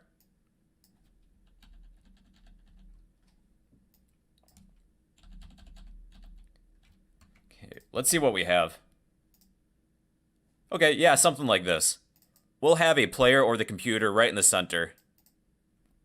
So let's copy this line on top, paste it underneath, copy this line that displays elements of our array, paste it underneath, but change the element numbers 3, 4, 5. Then we'll copy this line, paste it underneath. Let's double check to see what we have. Okay, we're getting somewhere. Let's copy this line, paste it. Copy one of these lines where we display the elements of the array. Paste it underneath. So we are missing elements 6, 7, 8. Let's copy one of these empty lines. Paste it underneath. Then before and after we display this grid, I'll just display a new line. Standard output, new line. And let's do that after. Okay, let's see what we have. Yeah, not too bad. There's our grid of 9 spaces. Okay, that is the drawBoard function. We can close out of this. We're done with it. When we invoke the drawBoard function, we will pass in our array, which decays to a pointer, and then prints our board. Let's add a while loop after the drawBoard function. While our condition is running. Running is set to true initially. When we exit out of the game, we'll set running to be false. The first thing that we'll do is invoke the player move function. Player move, but we need to pass in our array, spaces, as well as a player. Player. Then let's fill in the player move function. Okay, player move. I'll create a local variable named number. The user will enter in a number between 1 and 9, depending on what space they'd like to occupy with their marker. I'll create a do while loop. Do while. The condition will be not number is greater than 0, or not number is less than 8. The user can only enter in a number between 0 and 8. Those numbers correspond to the elements of our array, elements with indices 0 through 8. Within the do while loop, we'll ask for some user input, standard output, enter a spot to place a marker, 1 through 9. Whatever the user types in, we'll just subtract 1. Because the user doesn't know that arrays start with 0, supposedly. Standard input, number. So the user will enter in a number between 1 and 9. Then we will decrement the number by 1, because the array starts with 0. If spaces at index of number, whatever the user types in, is equal to an empty space. If that space isn't occupied, we'll add that marker to that spot. spaces at index of number equals the player's marker. Then we'd like to break out of this while loop. So after the player moves, let's draw the board again to reflect any changes. Okay, enter a spot to place a marker. How about 1? Yeah, and there's our marker. Let's try it again. How about 9? Yep, and we are in the last spot, the bottom right corner. Let's enter in a number that's outside of this range, like 100. Enter a spot to place a marker. -1. Okay, so we're limited to the numbers 1 through 9. Even if I were to type 0, we still can't. So let's try something in the middle. That would be 1, 2, 3, 4, 5. Yeah, and there's our marker. I'm just going to add a colon, then a space. Okay, and that is the player move function. We can close out of this function. Let's work on the computer move function next. Within the while loop, let's invoke that function, pass in our spaces array, as well as whatever character the computer is. Then we will draw the board again right after, just to update it. Within the computer move function, we'll create a local variable named number. We'll need a seed to generate a random number, srand. Within the parentheses, invoke the time function, pass in 0 or null, and we should be able to generate some random numbers. So I'm going to create a while loop. While the condition will be true, I would like to generate a random number between 0 through 8. We'll take number, set this equal to rand function, modulus 9. Number will be random between 0 and 8 technically. If we pick a spot number that is occupied already, we'll need to re-roll a random number. If spaces at index of number is equal to an empty space, we'll take spaces at index of number, set this equal to the computer's marker, then break out of this while loop. Let's test this function. After we pick a spot, the computer will pick a spot too. Yep, so the computer picked a spot right in the middle. Let's try it one more time. I'll pick the spot in the middle again, so that would be 5. And our computer picked spot number 2. Cool. Let's close out of the computer move function. After the player moves, then we draw the board again. We will check a winner. I'll use an if statement. Within the condition of the if statement, we will invoke the check winner function. The check winner function returns a Boolean value, so that's why we're placing it within the if statement. But we need to pass in a couple arguments, our spaces, the player, and the computer. If there's a winner, if this evaluates to be true, we will set running equal to false, and we will break. Let's add this if statement to after the computer moves too. Okay, let's fill in the check winner function. So right down here. We'll need to check all of the different win conditions. There's several. Normally I would use a switch, but it's going to get very complicated, especially for beginners. I think just to make this easier, we'll use a bunch of if and else if statements. Within the first condition of the if statement, we'll check to see if the first row all has matching characters. So we can do that by saying spaces at index of 0 is equal to spaces at index of 1 and spaces at index of 1 is equal to spaces at index of 2. If all 3 characters in the first row are the same, that means that somebody won. I'm going to use the ternary operator here. We have to determine who won, the player or the computer. Let's check to see if the first index, spaces at index 0, is equal to the player's marker. Ternary operator, like we're asking a question. If the player occupies the first row, then we'll print standard output you win. Otherwise, standard output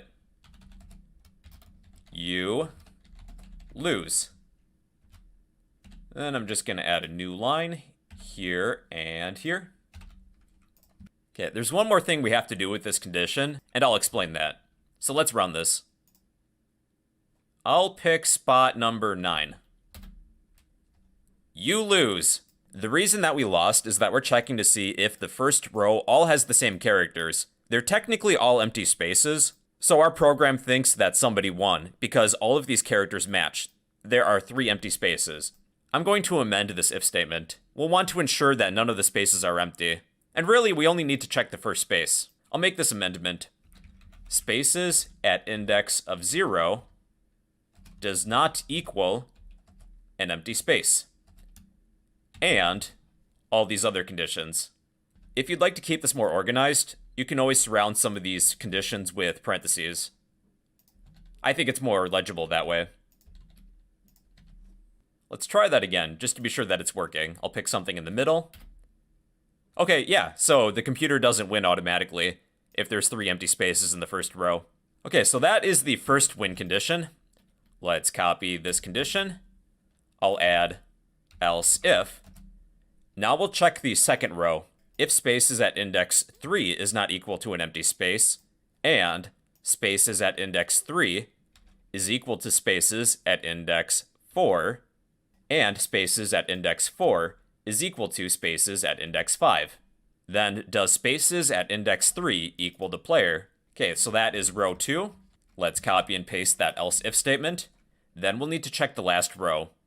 Spaces at index 6. 6 is 6 equal to 7, and is 7 equal to 8. So these conditions will check all of the rows. Then we'll need columns. Let's copy one of these else if statements, paste it. So we have 0, 0 is 0 equal to 3, and is 3 equal to 6. Okay, now time for the second column. Spaces at index 1, 1 right here as well, is 1 equal to 4, and is 4 equal to 7. Copy this again, paste it. Then we have the third column. 2, 2 is 2 equal to 5, and is 5 equal to 8. Okay, now the diagonals.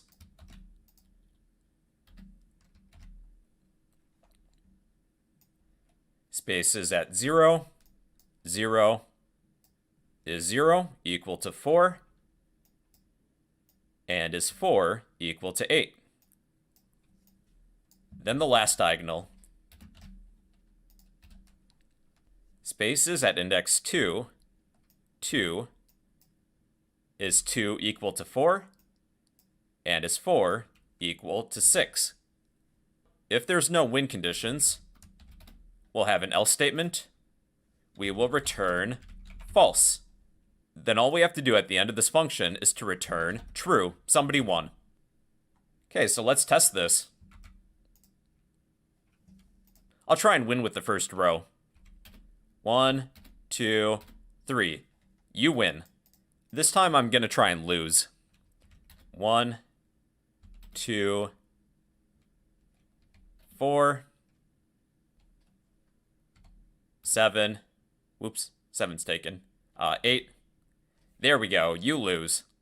We can close out of the check winner function. We know that it's working. Then we just need to check to see if there's a tie, if there's no more spaces available. Within the main function, after our if statements, we'll add else if. We'll invoke the check tie function, pass in our spaces. Check tie returns a Boolean value. If it's true, we will set running to be false, then break. Then add that after the computer move section too, so right here. Then let's fill in this function. Within the check tie function, we'll iterate over the elements of our array spaces. We'll use a for loop. For int I equals 0. We'll continue this as long as I is less than 9 because there's a total size of 9 spaces. Increment I by 1.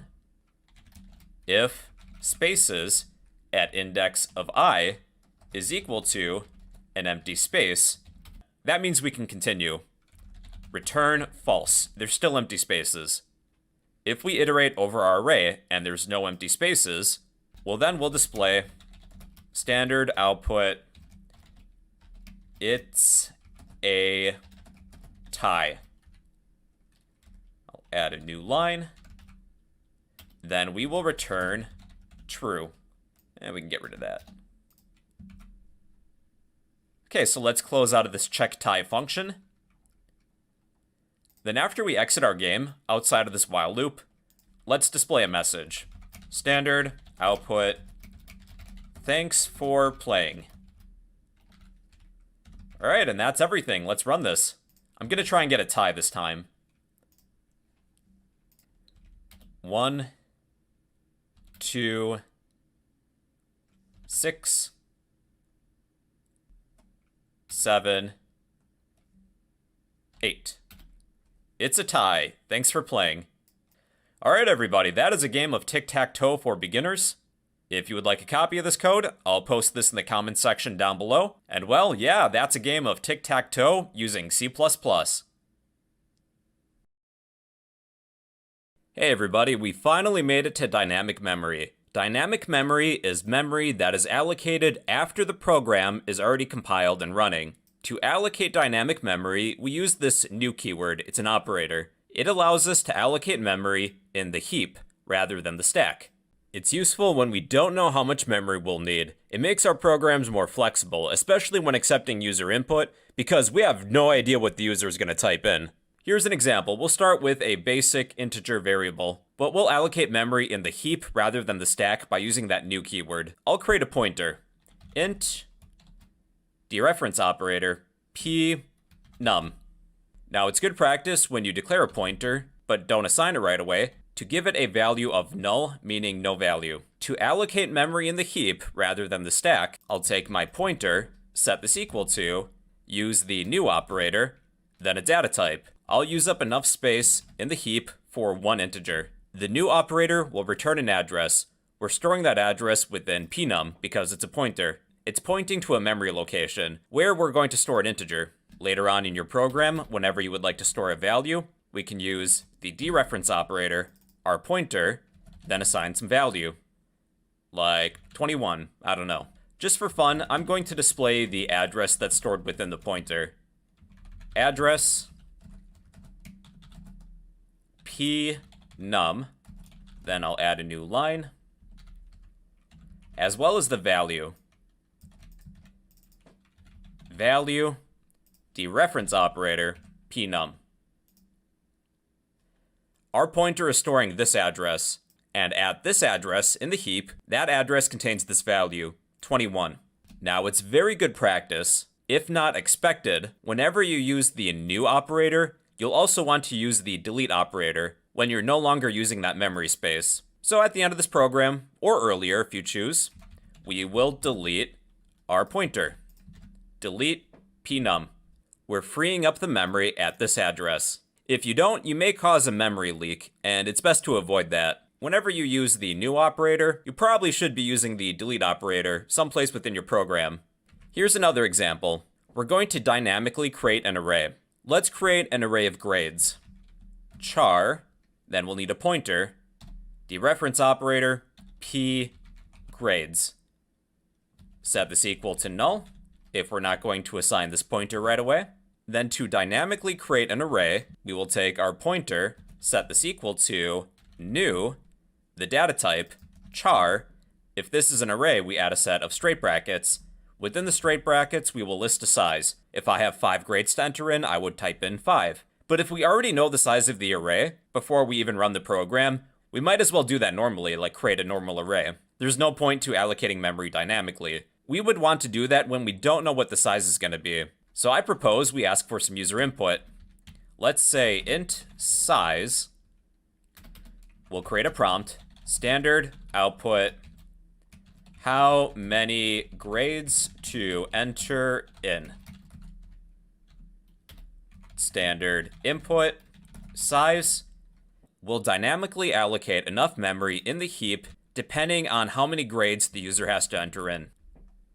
I'll just create a for loop so that we will ask the user to enter in some grades. int I equals 0. I will continue this as long as I is less than size. Increment I by 1. Standard output. Enter grade number I plus 1 because I will be 0 to begin with. And I'm just going to add colon space afterwards. Standard input p grades, that's our pointer. Now we can either add plus I or use those straight brackets at index of I, either way. Let's display all of the grades. Int I equals 0. I is less than size. I plus plus. Standard output p grades at index of I. I'll separate each with a space. And remember, if we no longer need this array, we should delete it to prevent a memory leak. If we have to delete an array, we'll add a set of straight brackets after delete, then our pointer. P grades. And let's try it. How many grades to enter in? So we don't know what the user is going to type. Let's say 6 grades. Enter grade 1, A, B, C, D, F, A. And here are the grades. So that's why dynamic memory is useful. It's memory that is allocated after the program is already compiled and running. We use the new operator to allocate memory in the heap rather than the stack. It's useful when we don't know how much memory we will need. It makes our programs more flexible, especially when accepting user input. So that is an introduction to dynamic memory. We'll have more practice with this in the future, so don't worry. If you would like a copy of the code that we worked on, I'll post that in the comments section down below. And well, yeah, that's an introduction to dynamic memory in C++. Hey guys, I gotta explain recursion. Recursion is a programming technique where a function invokes itself from within. We break a complex concept into repeatable single steps. Many problems we can approach iteratively or recursively. Some of the advantages of recursion include less code to write, and typically it's cleaner. It's also useful for sorting and searching algorithms. However, some of the disadvantages of recursion is that it uses more memory and is slower. There's a trade-off. It's up to you if you'd rather use an iterative approach or a recursive approach. Here's an example. We'll break a complex concept, maybe such as walking, into repeatable single steps. To accomplish the task of walking, we would take a single step and then just repeat that a bunch of times. We'll do this first iteratively, then recursively. So let's create a function to walk. Void walk. There will be one parameter, a number of steps. Let's define this walk function. We'll use an iterative approach first. To do that, we can use a for loop. We'll set int I equals 0. We'll continue this as long as I is less than our steps. Then increment I by 1. I will display just you take a step. Then I'll add a new line. So we will invoke this function, pass in how many steps we would like to walk. I would like to walk 100 steps. And here we go. We printed, you take a step 100 times. This is an iterative approach. If we were to take a recursive approach, we would invoke this function from within itself. So I'm going to turn this for loop into an if statement. We'll need a base case. When do we stop? If steps is greater than 0, we will display you take a step. Then I'm going to invoke the walk function from within itself. Then I will pass in steps minus 1. This would be a recursive approach. We're invoking the walk function from within itself. You'll end up in a function, within a function, within a function, within a function, so on and so forth. So when I run this, this would do the same thing, but we've done so recursively. The advantages with recursion is that the code tends to be easier to write. I find this if statement a lot easier to understand than that for loop, although they're both pretty simple. However, with recursion, it uses more memory and it takes more processing time. In the case with our walk function, I would probably stick with an iterative approach. There's really not much benefit in this case. But in the case of, let's say, a searching algorithm or navigating a tree data structure, recursion would really help us with that. So let's say we don't have a base case. That's when we stop. What if I just call the walk function forever? Well, we end up in an infinite loop, and we would encounter what's called a stack overflow. When you invoke a function, you add what's called a frame to the stack. When your stack is overloaded, you'll encounter a stack overflow. So that's one problem with recursion. So let's try a different example. We'll create a factorial function. If you don't remember, factorial is a mathematics concept where you take a number and you multiply that number times the previous number minus 1 times the previous number minus 1 times the previous number minus 1 until you reach 1. You multiply all these numbers and you're given a result. I'm going to demonstrate a function to do that both iteratively then recursively. Let's begin with an iterative approach. We will return an integer. This function will be named factorial. We'll pass in an integer named num. I'll immediately display the output, standard output, factorial, then pass in some number, maybe 10. Let's define this function. If I was to take an iterative approach, I would write something like this. Int result, this will be a local variable. I'll set this equal to 1. I'll create a for loop. Int I equals 1. We'll continue this as long as I is less than or equal to our number. Increment I by 1. I will take our result equals result times whatever I currently is. At the end of this program, we will return result. Factorial 10, that would be 3,628,800. If I was taking a recursive approach, I would write something like this. We would need a base case. When do we stop? If num is greater than 1, we will return num times, invoke factorial again, our number minus 1. Else, we will simply return 1. This would do the same thing, but recursively. Factorial 10 is 3,628,800. Those were two different approaches to the same problem. When we did this recursively, we have a function call inside of a function call, inside of a function call, inside of a function call. You get the idea. Personally, I find a recursive approach to be a lot easier to read and understand. Although remember, it uses more memory and is slower. When you start to learn about sorting algorithms, that's when recursion is really going to help you quite a lot. It will simplify the steps. So that's recursion, everybody. It's a programming technique where a function invokes itself from within. We break a complex concept into repeatable single steps. Whenever you see a function invoking itself from within, you'll know that that's recursion. Hey, if you would like a copy of this code, I'll post this in the comment section down below. And well, yeah, that's recursion in C++. Hey everyone, let's discuss function templates. A function template describes what a function looks like. They can be used to generate as many overloaded functions as needed, each using different data types. How is this useful? Suppose we have a max function that will accept and return an integer. Int max, the parameters will be int x, int y,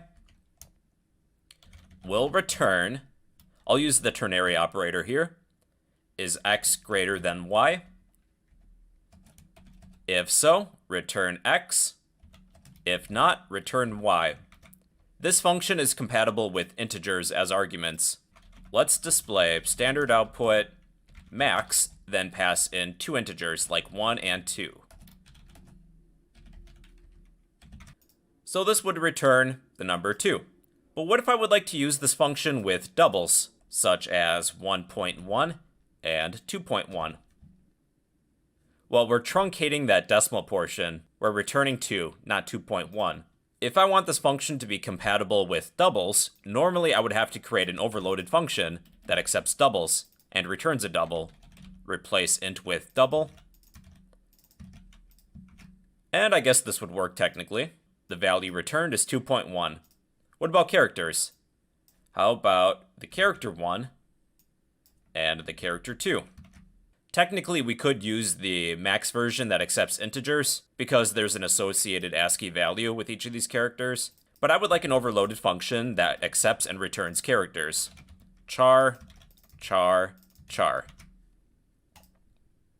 So this would return the character 2. This is a lot of work creating 3 overloaded functions that each do the same thing. The only difference is that they accept and return different data types. What if we could write one function that will accept any data type? Well, that's what function templates are. To create a function template, take your function, replace any data type with t. We're returning an integer, let's instead return t. The data type of x will be t, same thing with y. Using t as a common naming convention, I like to think of it as thing. Like, we're not sure what the data type is, we're returning a thing. That's just how I think of it. However, our compiler doesn't know what t is exactly. We'll need to add a template parameter declaration. Before this function template definition, we'll add a declaration of what t is. So type template, angle brackets, type name, t. And that's it. This function template will work with many data types. Characters, doubles, integers, you name it. So yeah, just replace the data type with t. Then be sure to add a template parameter declaration. Now here's a scenario. What if you need to mix and match the data types? I'll find what the max is between the integer 1 and the double 2.1. Well, we have a problem. No matching function for call toMax int double. With this function template, it's only set up to receive arguments of the same data type. Now we're passing in 2 different data types. What we could do within our template parameter declaration is add another template name. I'm going to add type name u, because u comes after t in the alphabet. Then if you needed more, you could add v, w, x, so on and so forth. I'll change one of these t's to a u. This function template is set up to receive up to 2 different data types as arguments. But there's one more change we need to make. So we don't have that error anymore, but the decimal portion of our double is truncated, it's returning 2. That's because we're still returning t, and t we set to be an integer in this case. Do we set the return type to be t or u? Actually, better yet, we can set this to auto. Using the auto keyword, the compiler will deduce what the return type should be. This should return 2.1. Alright everybody, that is a function template. It describes what a function looks like.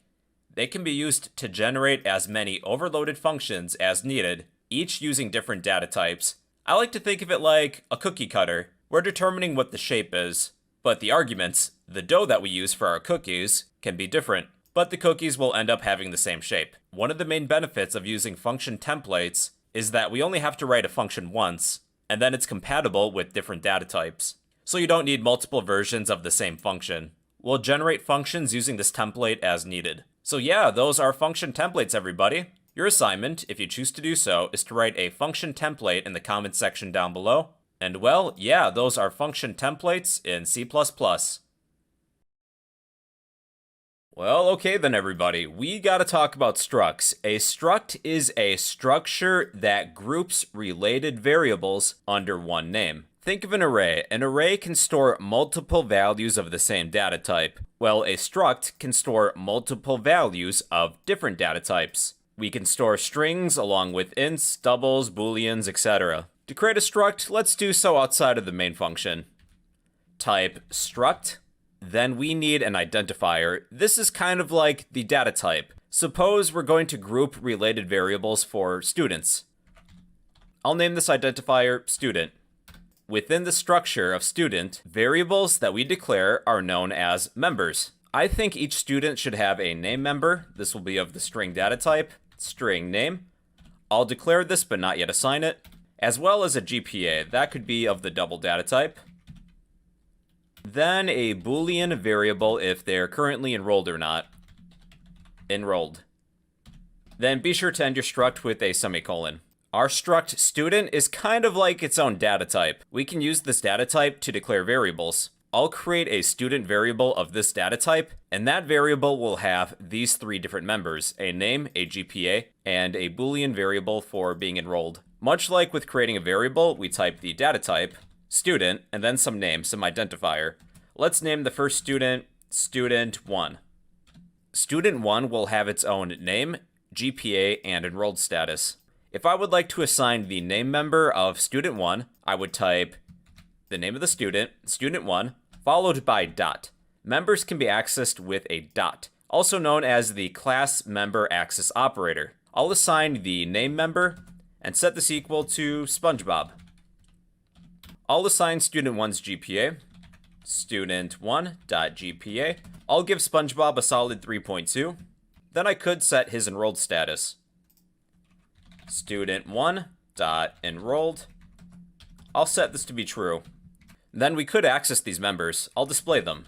Standard output student1.name. I'll add a new line. Let's do the same thing with GPA and enrolled. Student1.GPA, student1.enrolled.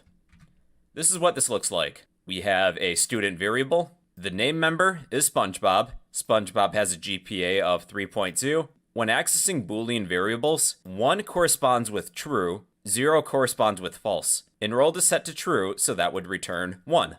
Let's reuse the struct to create a second student. I'll just copy what we have here, then paste it. We'll give the second student a different identifier, such as Student2. Student2 will have a name member of Patrick, a GPA of 2.1, and he will be enrolled. That's set to true. Let's display Student2's members. Student2.name, Student2.GPA, then Student2.enrolled.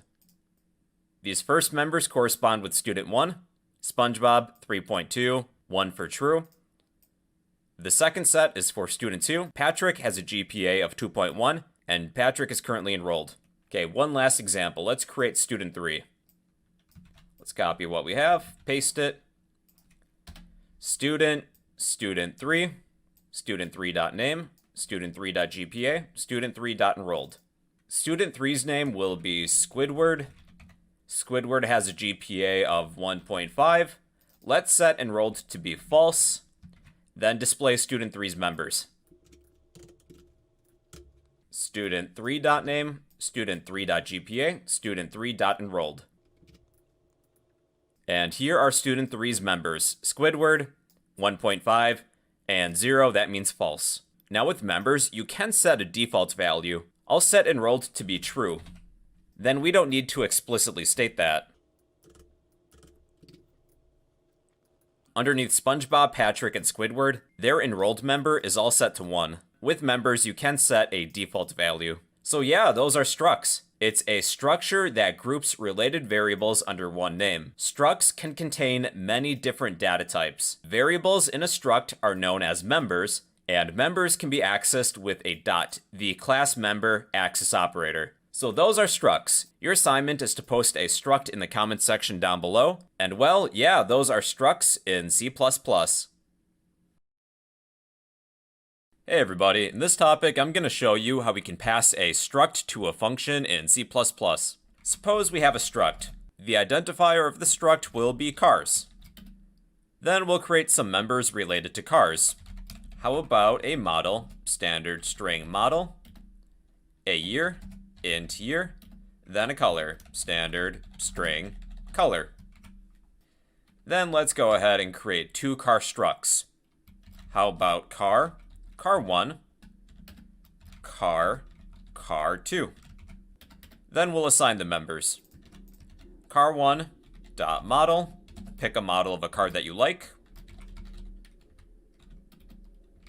Then a year. And a color. Let's do the same thing with car2.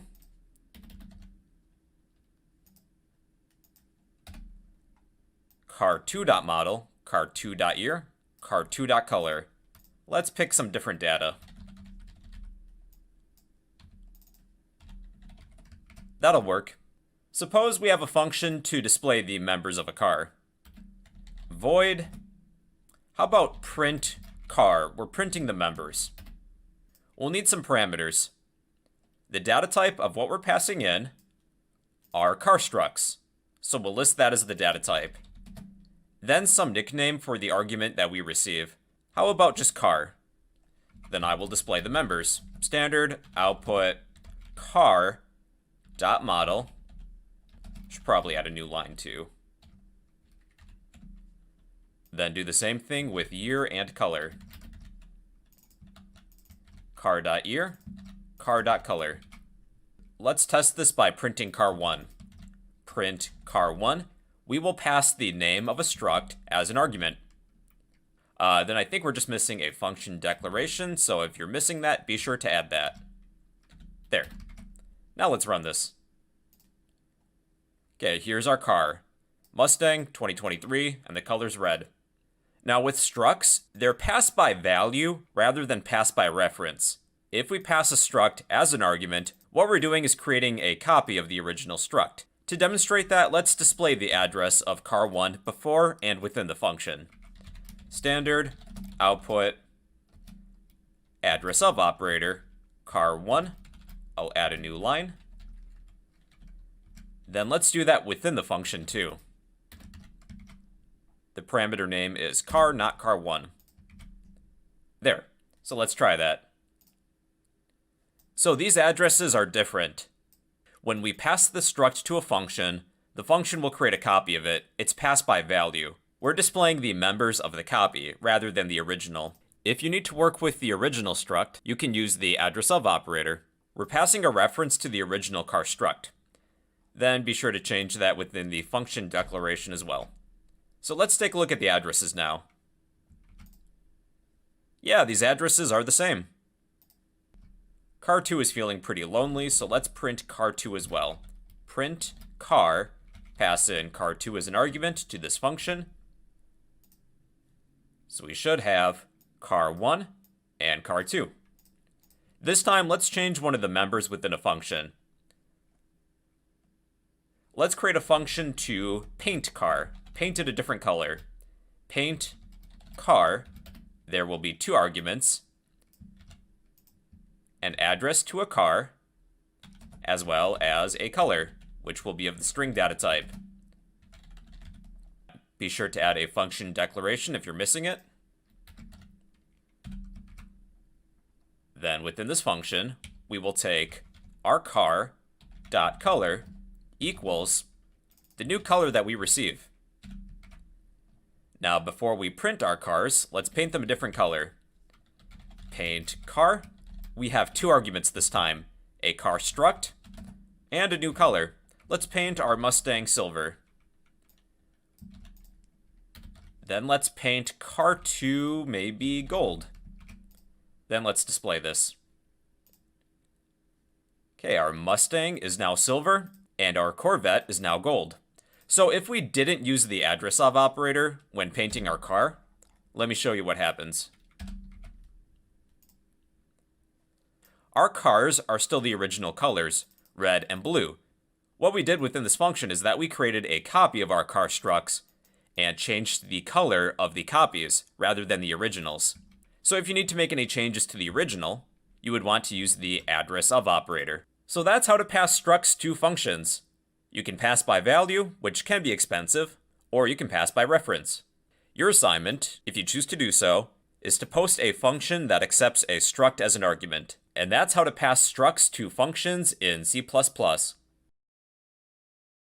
Hey everybody, we gotta talk about enums. Enums also means enumerations. It's a user-defined data type that consists of paired named integer constants. They're great if you have a set of potential options. Here's an example. Suppose we have a day of the week. Standard, string, today. Then pick a day. I'll pick Sunday. Normally you can't use strings within switches, but we can use enums, which are kind of similar. Let me explain. So I'm going to create a switch. We will examine today. Normally we can't do this because it's a string. We'll examine today against many matching cases. Case, Sunday, and I'll speed up the footage.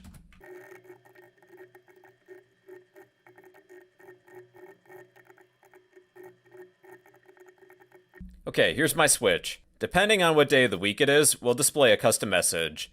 It is either Sunday through Saturday, one of these days. So normally we can't use strings within switches. This is what happens when we attempt that. Error, switch quantity, not an integer.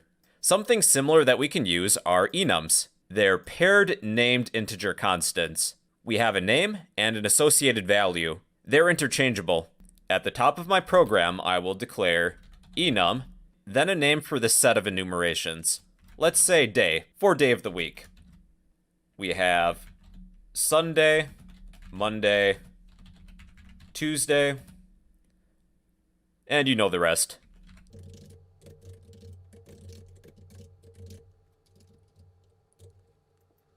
You can associate a value with each of these names. Sunday equals 0, Monday equals 1, then we'll just continue on with the rest of these. I'm going to group these together like that.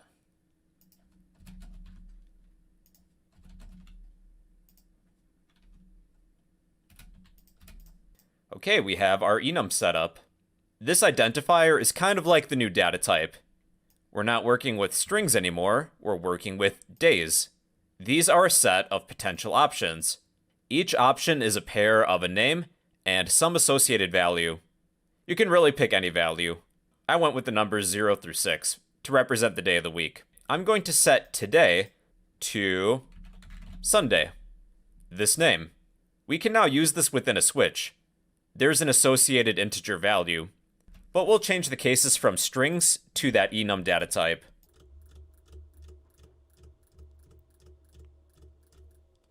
And this would work. It is Sunday. Within the cases, you could use the associated values as well. I'm going to change today to be Friday. Case 0 is Sunday. Monday is 1, 2, 3, 4, 5, 6. It is Friday. So that also works, but I don't think it's as readable. Another cool thing with enums is that enum variables take only one value of the set. If I try and make up some value like pizza day, well, we can't do that. Pizza day was not declared in the scope. Here's a few other enum examples. You could create a set of enums for flavors: vanilla, chocolate, strawberry, mint. An important note is that if you're working with enums and you don't assign an integer value to each of these names, you'll implicitly assign 0 to the first name, then 1, 2, 3. Kind of like what I did up here, but we explicitly assigned those values. We have 6 colors, or maybe planets. I have a set of enums of the 9 planets in our solar system. The associated integer is the size of each planet in kilometers. So yeah, those are enums. They're a user-defined data type that consists of paired named integer constants. They're great if you have a set of potential options. Your assignment is to post a set of enums in the comments section down below. And well, yeah, those are enums in C++. Hey everybody, so we have finally made it to object-oriented programming. An object, think of it as a collection of attributes and methods. Attributes are characteristics of an object. Methods are functions that an object can perform. Objects can be used to mimic real-world items. So look around you right now. Next to me I have a phone, a book, and a dog. Think of attributes as characteristics. What kinds of characteristics would a phone have? Maybe a version number, a charge, a service provider. Objects can also contain methods. What kinds of actions can a phone perform? They can make calls, receive calls, play games. Now with a book, some of the attributes of a book could be maybe an author, number of pages. Let's see, what kinds of methods can a book perform? Really not much. You can open a book and you can close it, so those are just a few. Okay, lastly, how about a dog object? Some of the attributes of a dog could be a name, an age, maybe a breed of dog. Then what kinds of actions can dogs perform? They can eat, they can bark, they can sleep, maybe play fetch. So I think you get the idea. An object is a collection of attributes and methods. Now, to create an object, we can use a class. A class acts as a blueprint to create objects. Let's create a class to create human objects. I will type class human, curly braces. I'm going to add a public access modifier. We'll learn about access modifiers pretty soon. I would like these attributes and methods to be publicly accessible. Let's start with the attributes of humans. What kinds of characteristics can humans have? How about a name? This will be of the string data type. I'll declare this attribute, but not yet assign it. Maybe an occupation, like a job. Standard string occupation. Then maybe an age. Int age.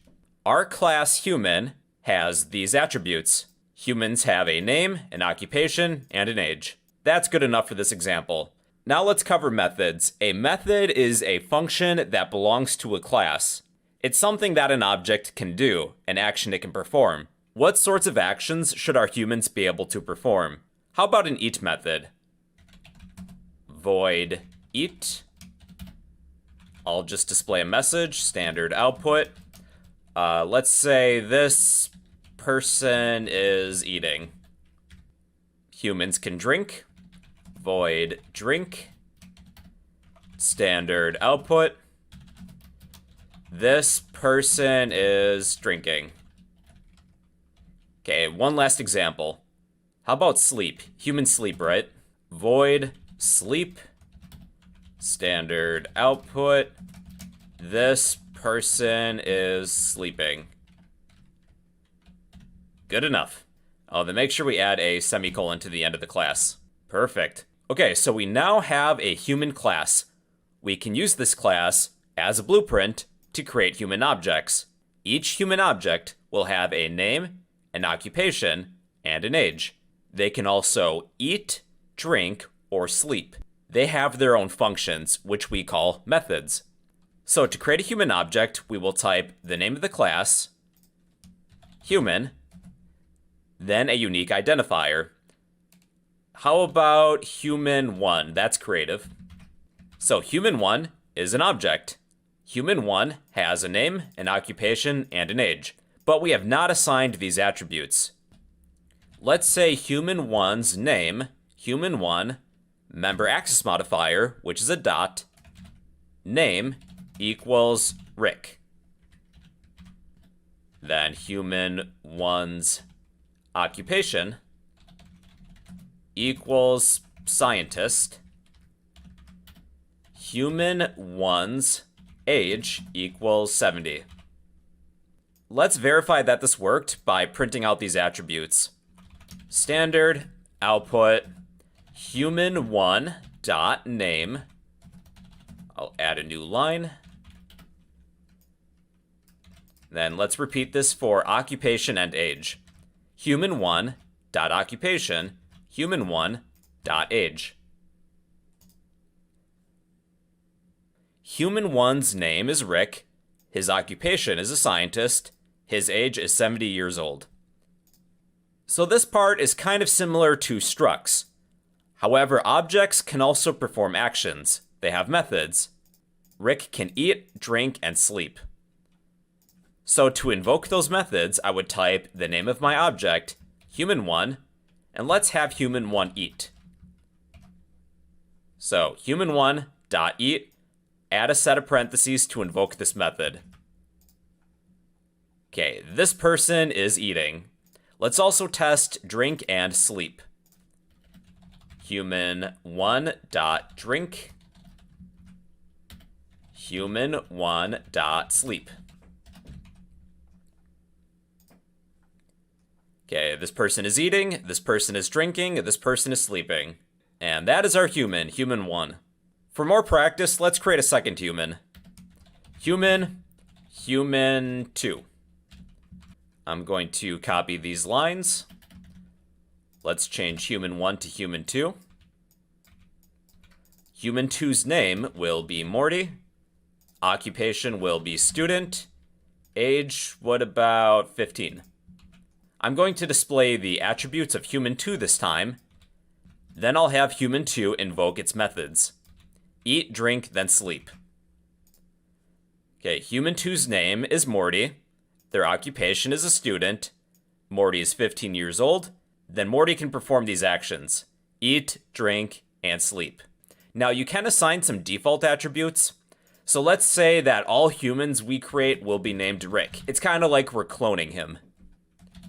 His occupation will be scientist.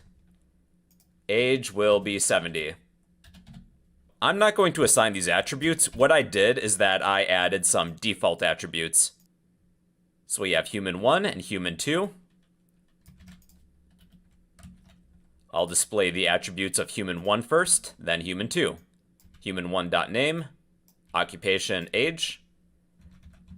Then we have human 2's attributes as well. So remember, I am not assigning these attributes within the main function. We have 2 humans, they're both named Rick, they're both scientists, and they're both age 70. Okay, now here's one last example to really get the hang of objects. Let's create a different class this time. How about cars? Class, car. Let's add a public access modifier. Then what kinds of attributes would cars have? Perhaps a make, standard string make, a model, standard string model, a year, that would be an int, then maybe a color, standard string color. You can add some default attributes, but I'll just leave those empty for now. You can add some methods. What kinds of actions can cars take? I guess you can accelerate. Void accelerate. Standard output. What can we print? You step on the gas.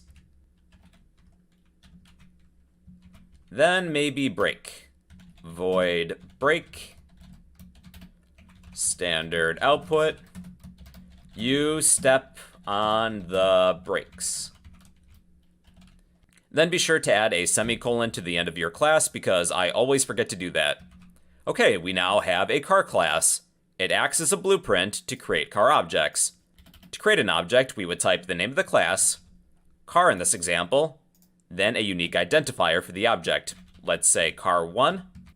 Then we can assign some of the attributes of this car object. Car1 dot make, maybe Ford.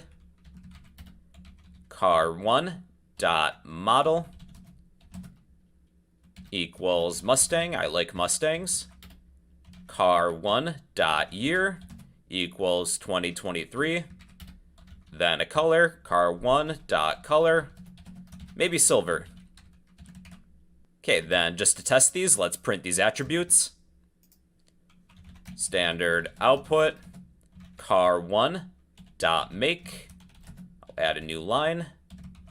Let's copy this line, paste it 3 times. Then we'll display the model, year, then color. Okay, our car object is a Ford Mustang. The year is 2023. The color is silver. Not only does our car have attributes, but it has methods, actions it can perform as well. Our car can accelerate and it can brake. Let's test that. Car1 dot accelerate. Car1 dot brake. Okay, you step on the gas, you step on the brakes. Then if I need a second car object, I can type car, car2. Then I can assign the attributes, and I have access to its methods. So yeah, that's an object, everybody. It's a collection of attributes and methods. Attributes are characteristics of an object. Methods are functions that an object can perform. So yeah, those are objects, everybody. In the next video, we're going to cover constructors. Your assignment is to post a class in the comment section down below. So yeah, that's an introduction to object-oriented programming in C++. Hey everybody, welcome back. So in today's video, we're going to discuss constructors. A constructor is a special method within a class that is automatically called when an object is instantiated. It's useful for assigning values to attributes as arguments. Before, when we were assigning attributes to an object, we would say, for example, car1 dot make equals Ford. Well, with a constructor, we can do that automatically. Here's an example. This time, let's create a student class. Class, student. I'll add a public access modifier. What attributes should students have? How about a name? Standard string name. Int age, double GPA. Sounds good to me. Then if I need to create a student object, I would type the name of the class, student, a unique identifier for this specific object, let's say student1. Then to assign some of the attributes right away, I could use a constructor. We do have a constructor that is automatically called behind the scenes, but we could explicitly set one up. The constructor has the same name as the class. In this case, student, add a set of parentheses, add a set of curly braces. Think of this as a function. We can set up parameters. When we instantiate a student object, we will automatically call this function, the constructor, then pass arguments. Let's set up some parameters. We have standard string name, int age, double GPA. Then when I instantiate a student object, I will add a set of parentheses after the object name, then pass in my arguments. Let me just zoom in real quick. Okay, in order to instantiate a student object, we need to pass in a name, an age, and a GPA. So for the first student, student 1's name will be SpongeBob. His age will be, I don't know how old SpongeBob is. Let's say he's 25. SpongeBob's GPA will be a solid 3.2. When we instantiate our student object, we will pass these values as arguments to the constructor. Now, to assign these attributes with these parameters, we first need to select these attributes. In this example, I gave them the same name, just to remove ambiguity. If I'm referring to these attributes, I will type this, then an arrow, name equals the name of the parameter, name. This name equals my name parameter. This arrow age equals my age parameter. This arrow GPA equals my GPA. So now let's test this. I will display student 1's name, age, and GPA. Standard output, student 1 dot name, add a new line. Then we have age, then GPA. Okay, we got SpongeBob, he's 25 years old. His GPA is 3.2. So you can see that we don't need to necessarily add these values to these attributes manually. You can do that automatically with a constructor.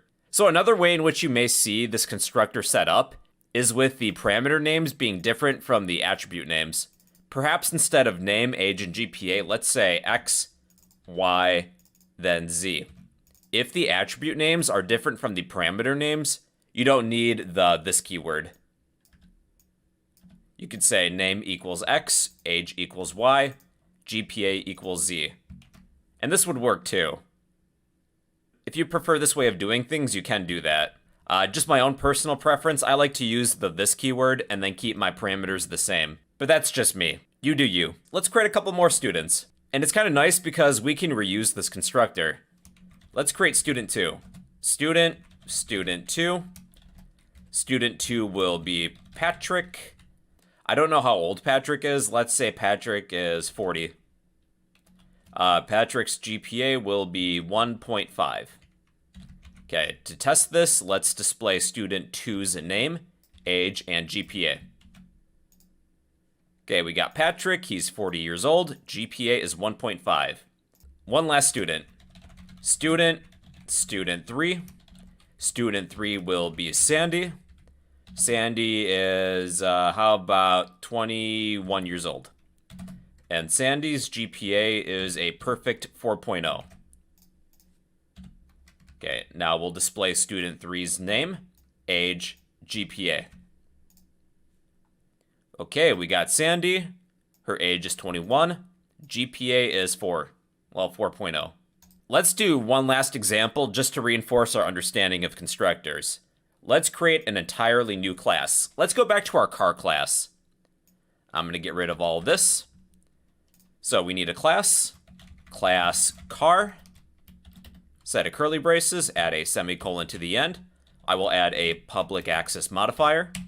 In the last topic, we decided that cars had 4 attributes: a make, standard string make, a model, standard string model, int year, standard string color.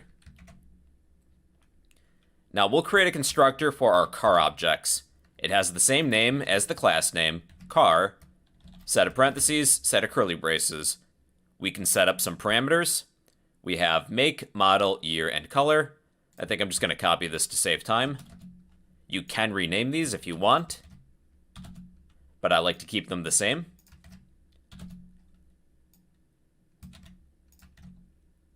Then I will assign this arrow make equals make, this arrow model equals model, this arrow year equals year, this arrow color equals color. When we create a car object, we'll need to pass in these arguments. I will create car1, add a set of parentheses, pass in my arguments, a make, model, year, and color. I'll create a Chevy Corvette. The year will be 2022.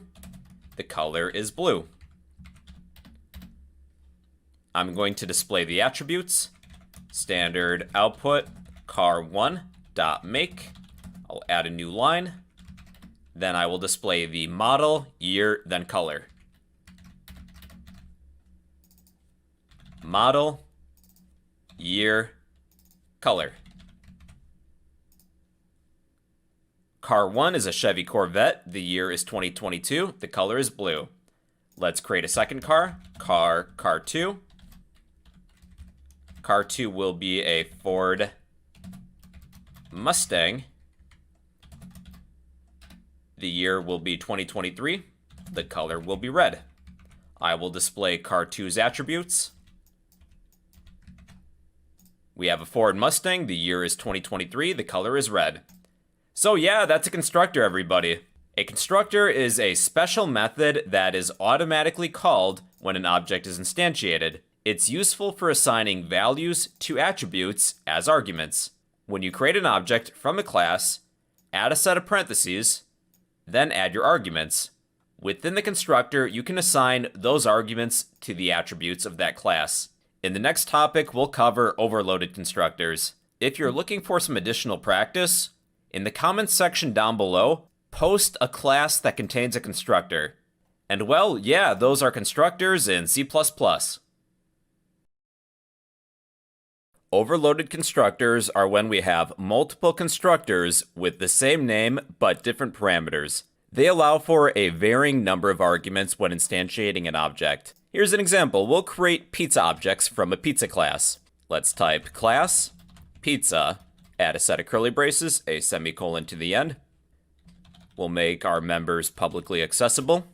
So pizzas, they can have a variable number of toppings, right? You can have no toppings, 1 topping, 2 toppings, 3 toppings. Suppose we have just 1 topping to begin with, topping 1, and that will be of the string data type. Standard string topping 1.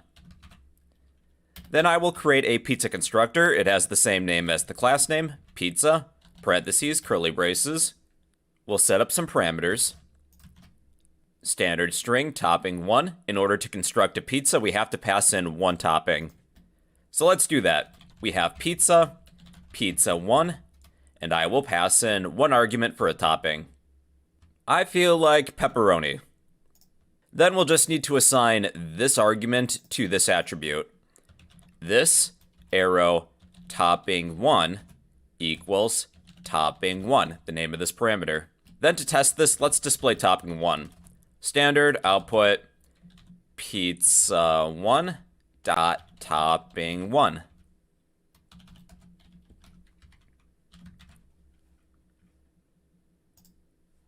Okay, we have pizza 1 that contains pepperoni. Now, what if you would like a pizza that has 2 toppings? Suppose we have pizza 2. Pizza 2.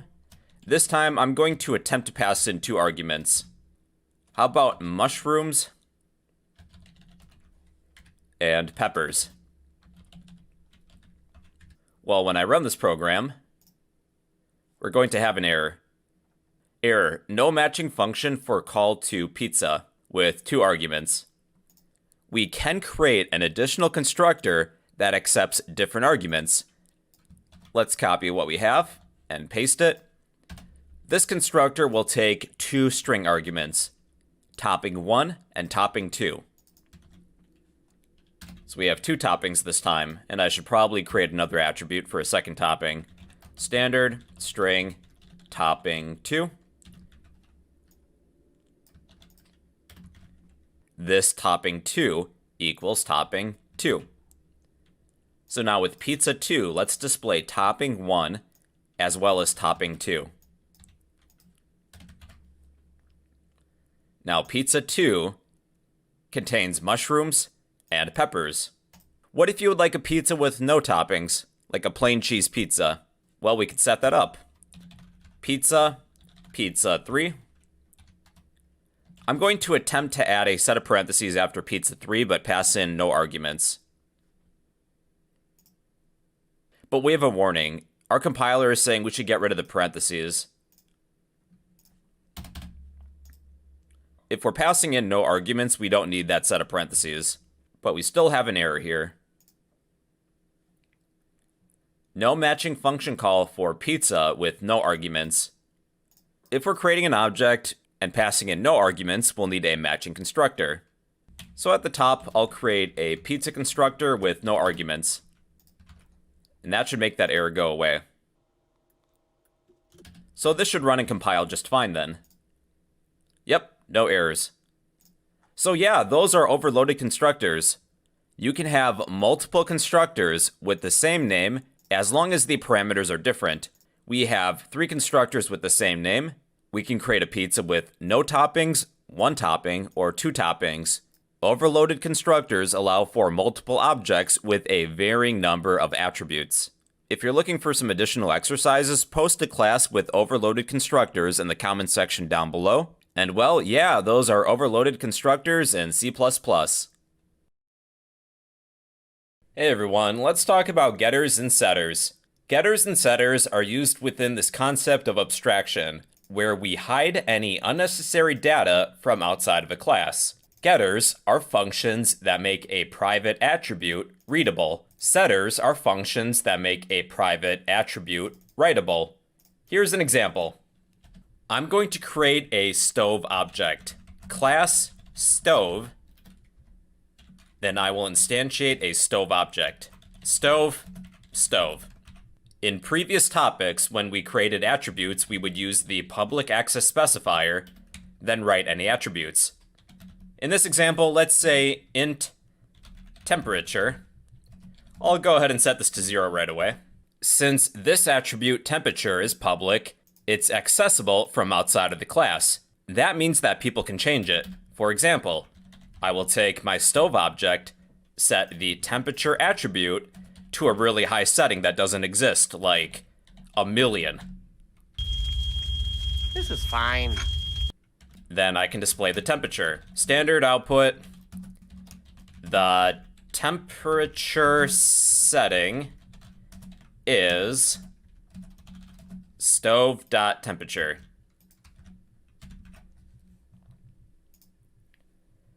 The temperature setting is 1,000,000.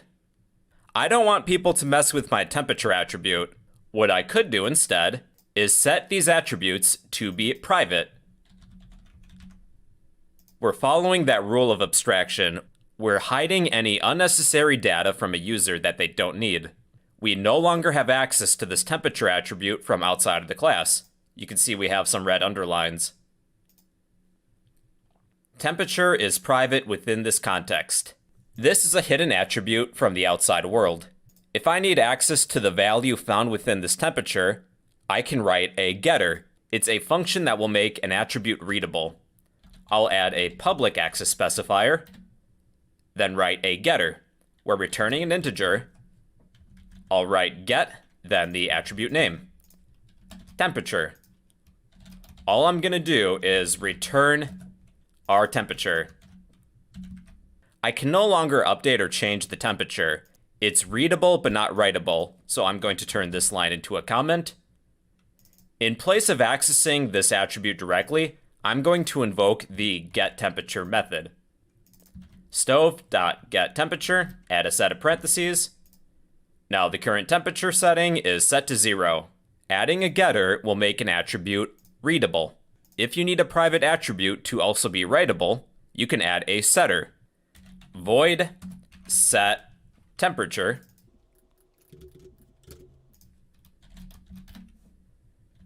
This arrow temperature equals our temperature that we pass in. Then we just need a parameter, int temperature. In order for a user to change the temperature, they would need to invoke the setTemperature method. Then they can pass in a new temperature. Using this setter, they can still set the temperature to whatever they want, like 1,000,000 in the previous example. The temperature setting is set to 1,000,000. Within a setter, we can add some additional logic or checks.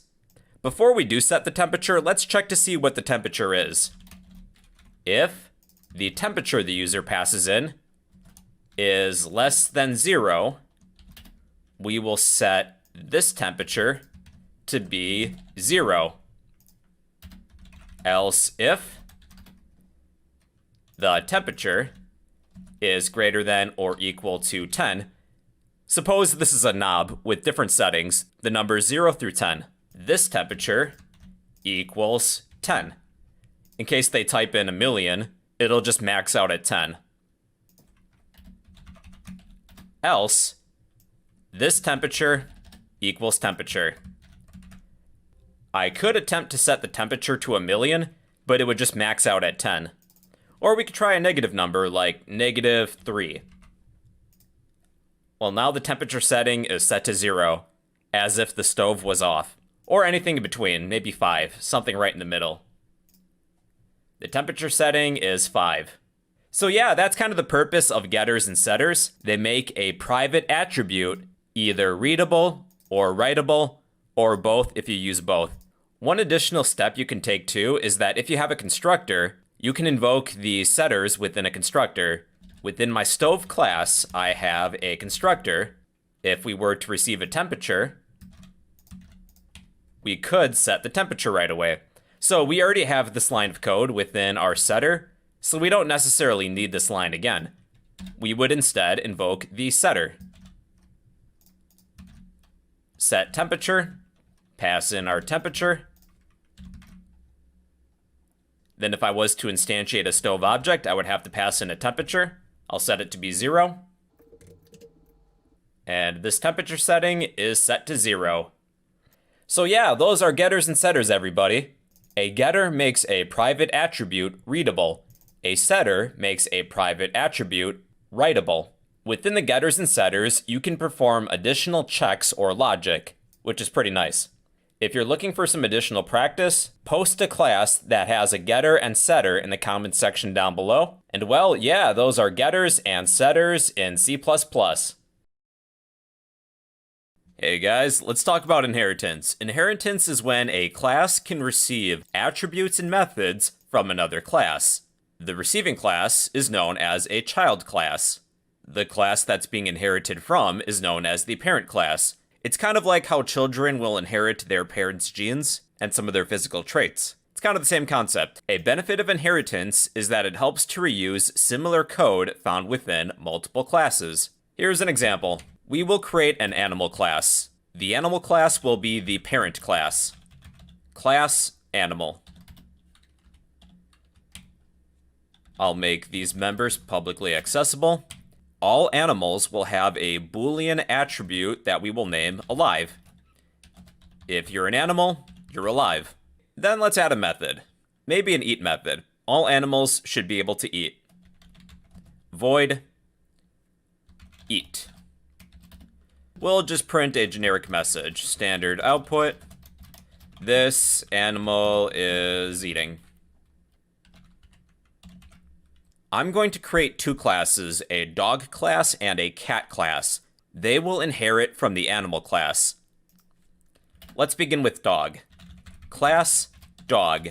To inherit from another class, you would add a colon, then public, the name of the parent class. Dog will inherit from the animal class. Then a set of curly braces, semicolon at the end, and we now have a dog class. Now check this out. If I create a dog object, it will have a Boolean variable named alive, as well as an eat method. So let's create a dog object. Dog, dog. So I'm going to display that Boolean variable. Dog.alive. If I display this attribute, this will give me 1, which means true. This dog object also has an eat method. Dog.eat, add a set of parentheses to invoke it. This animal is eating. So even though there's nothing within this dog class, it's inheriting everything from within the animal class. And we could add some additional attributes and methods as well. Maybe just a method this time. I would like to give my dog the ability to speak. So let's make this public. Void. Maybe bark. Standard output. The dog goes woof. My dog is alive and it can eat. My dog can also bark as well. It has its own attributes and methods too. I would like my dog to bark. Okay, my dog is alive. That's set to 1. The animal is eating. The dog goes woof. So now let's create a cat class. Class cat. The cat class will inherit from the animal class. I'll make its members publicly accessible. I will give cats a meow function. Void meow. Standard output. The cat goes meow. There. Okay, now we can create a cat object. Cat, cat. Let's print the alive Boolean variable of my cat. Cat.eat. Now I'm going to try and use the bark method of a cat, which we don't have. Let's attempt to use that. So class cat has no member named bark. That's because that method is found within the dog class and not the cat class. Cats have a meow method. I'm instead going to use the meow method. Our cat's alive, the animal is eating, the cat goes meow. So that's kind of how inheritance works. A class can inherit attributes and methods from another class. It helps with code reusability. You know, technically you could add these attributes and methods to each of these classes. For example, I'll just add the Boolean variable alive to each of these classes, as well as the eat method. You know, this would work too, but we're repeating ourselves. And with programming, we try not to repeat ourselves if we don't have to. Especially because if we have to make a change to the eat method, let's change eat to nom nom nom. Well, I would have to go to each class and make that change manually. And that can be inconvenient if I have hundreds of different classes. It would be a lot easier if I just had to make that change in one place. So I'm going to revert all those changes. If I need to make a change to one of these methods, I'm going to change eat to display nom nom nom. Well, then I just have to make that change in one place, instead of for every individual class. Let's try another example. We'll create a class named shape. This will be the parent class. We'll make the members publicly accessible. Any class that inherits from the shape class will have a double attribute that we will name area for surface area, double volume. In this example, we won't have any methods this time, just some attributes. I'm going to create class cube. Cube is the child class. It will inherit from the parent class shape. So colon, public, the name of the parent, shape. Even though there's nothing within my cube class has an area and volume attribute. Then let's make a sphere class. Class sphere. There we go. I'm going to add a public access modifier. All cubes will have a double side property. Then with spheres, they will have double radius. Then I'm going to add a constructor for both cubes and spheres. Let's begin with cube. Cube, then sphere. In order to instantiate a cube object, I need to pass in a side as an argument when I construct an object. Double side. Then for the sphere, we need a radius. Double radius. I think what we'll do is that when we construct a cube object and a sphere object, we'll calculate the area and the volume based on either the side that we pass in for a cube or the radius for a sphere. Let's begin with the cube. First, let's assign the length of a side. Remember, with a cube, the length, the width, and the height are all the same. This arrow side equals side. To calculate the area, we can use this formula. So this area equals side times 6, because there's 6 sides to a cube. Then if you need the volume, you could say this arrow volume equals side to the power of 3. We could just say side times side, just to keep it simple. Now with the sphere, it's a little more complex. First, let's assign the radius. This arrow radius equals radius. Let's calculate the area of a sphere. This arrow area equals, to calculate the area of a sphere, that would be 4 times pi. Let's just say 3.14159 times radius squared. So radius times radius. Then let's calculate the volume. This arrow volume equals, to calculate the volume of a sphere, the formula is 4 divided by 3 times pi times radius cubed. So that would be 4 divided by 3.0. Make sure to divide by 3.0 and not 3, because in this case we would be using integer division.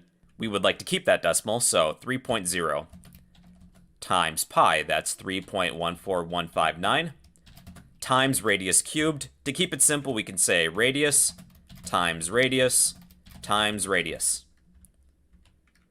And there we go. Okay, so let's create a cube object to begin with. Cube. I'll name this object just cube. Then in order to construct a cube object, we need to pass in the length of a side. Let's say 10. So my cube class inherits the area and volume attribute from the shape class. Within the constructor of the cube class, we will calculate what the area and the volume is going to be. And I will display that. Standard, output, area, cube.area, then I'll add centimeters. Then let's do the same thing with volume. Volume, cube.volume. If the length of a side is 10, the area is going to be 600 centimeters squared. The volume is 1000 centimeters cubed. Now let's try this with our sphere. Sphere, I'll name this object sphere, then we will pass in the radius. Let's say 5. I would like to display the sphere's area and the sphere's volume. The area would be 314 centimeters squared. The volume is 523 centimeters cubed. So yeah, that's inheritance, everybody. A class can inherit attributes and methods from another class. If you have multiple classes and they share similar attributes or methods, you can place them within a parent class, and all of those individual classes can inherit from that one common class. It helps with code reusability, and you don't have to repeat yourself. If you're looking for some additional practice, post a parent class and a child class in the comments section down below. And well, yeah, that's an introduction to inheritance in C++.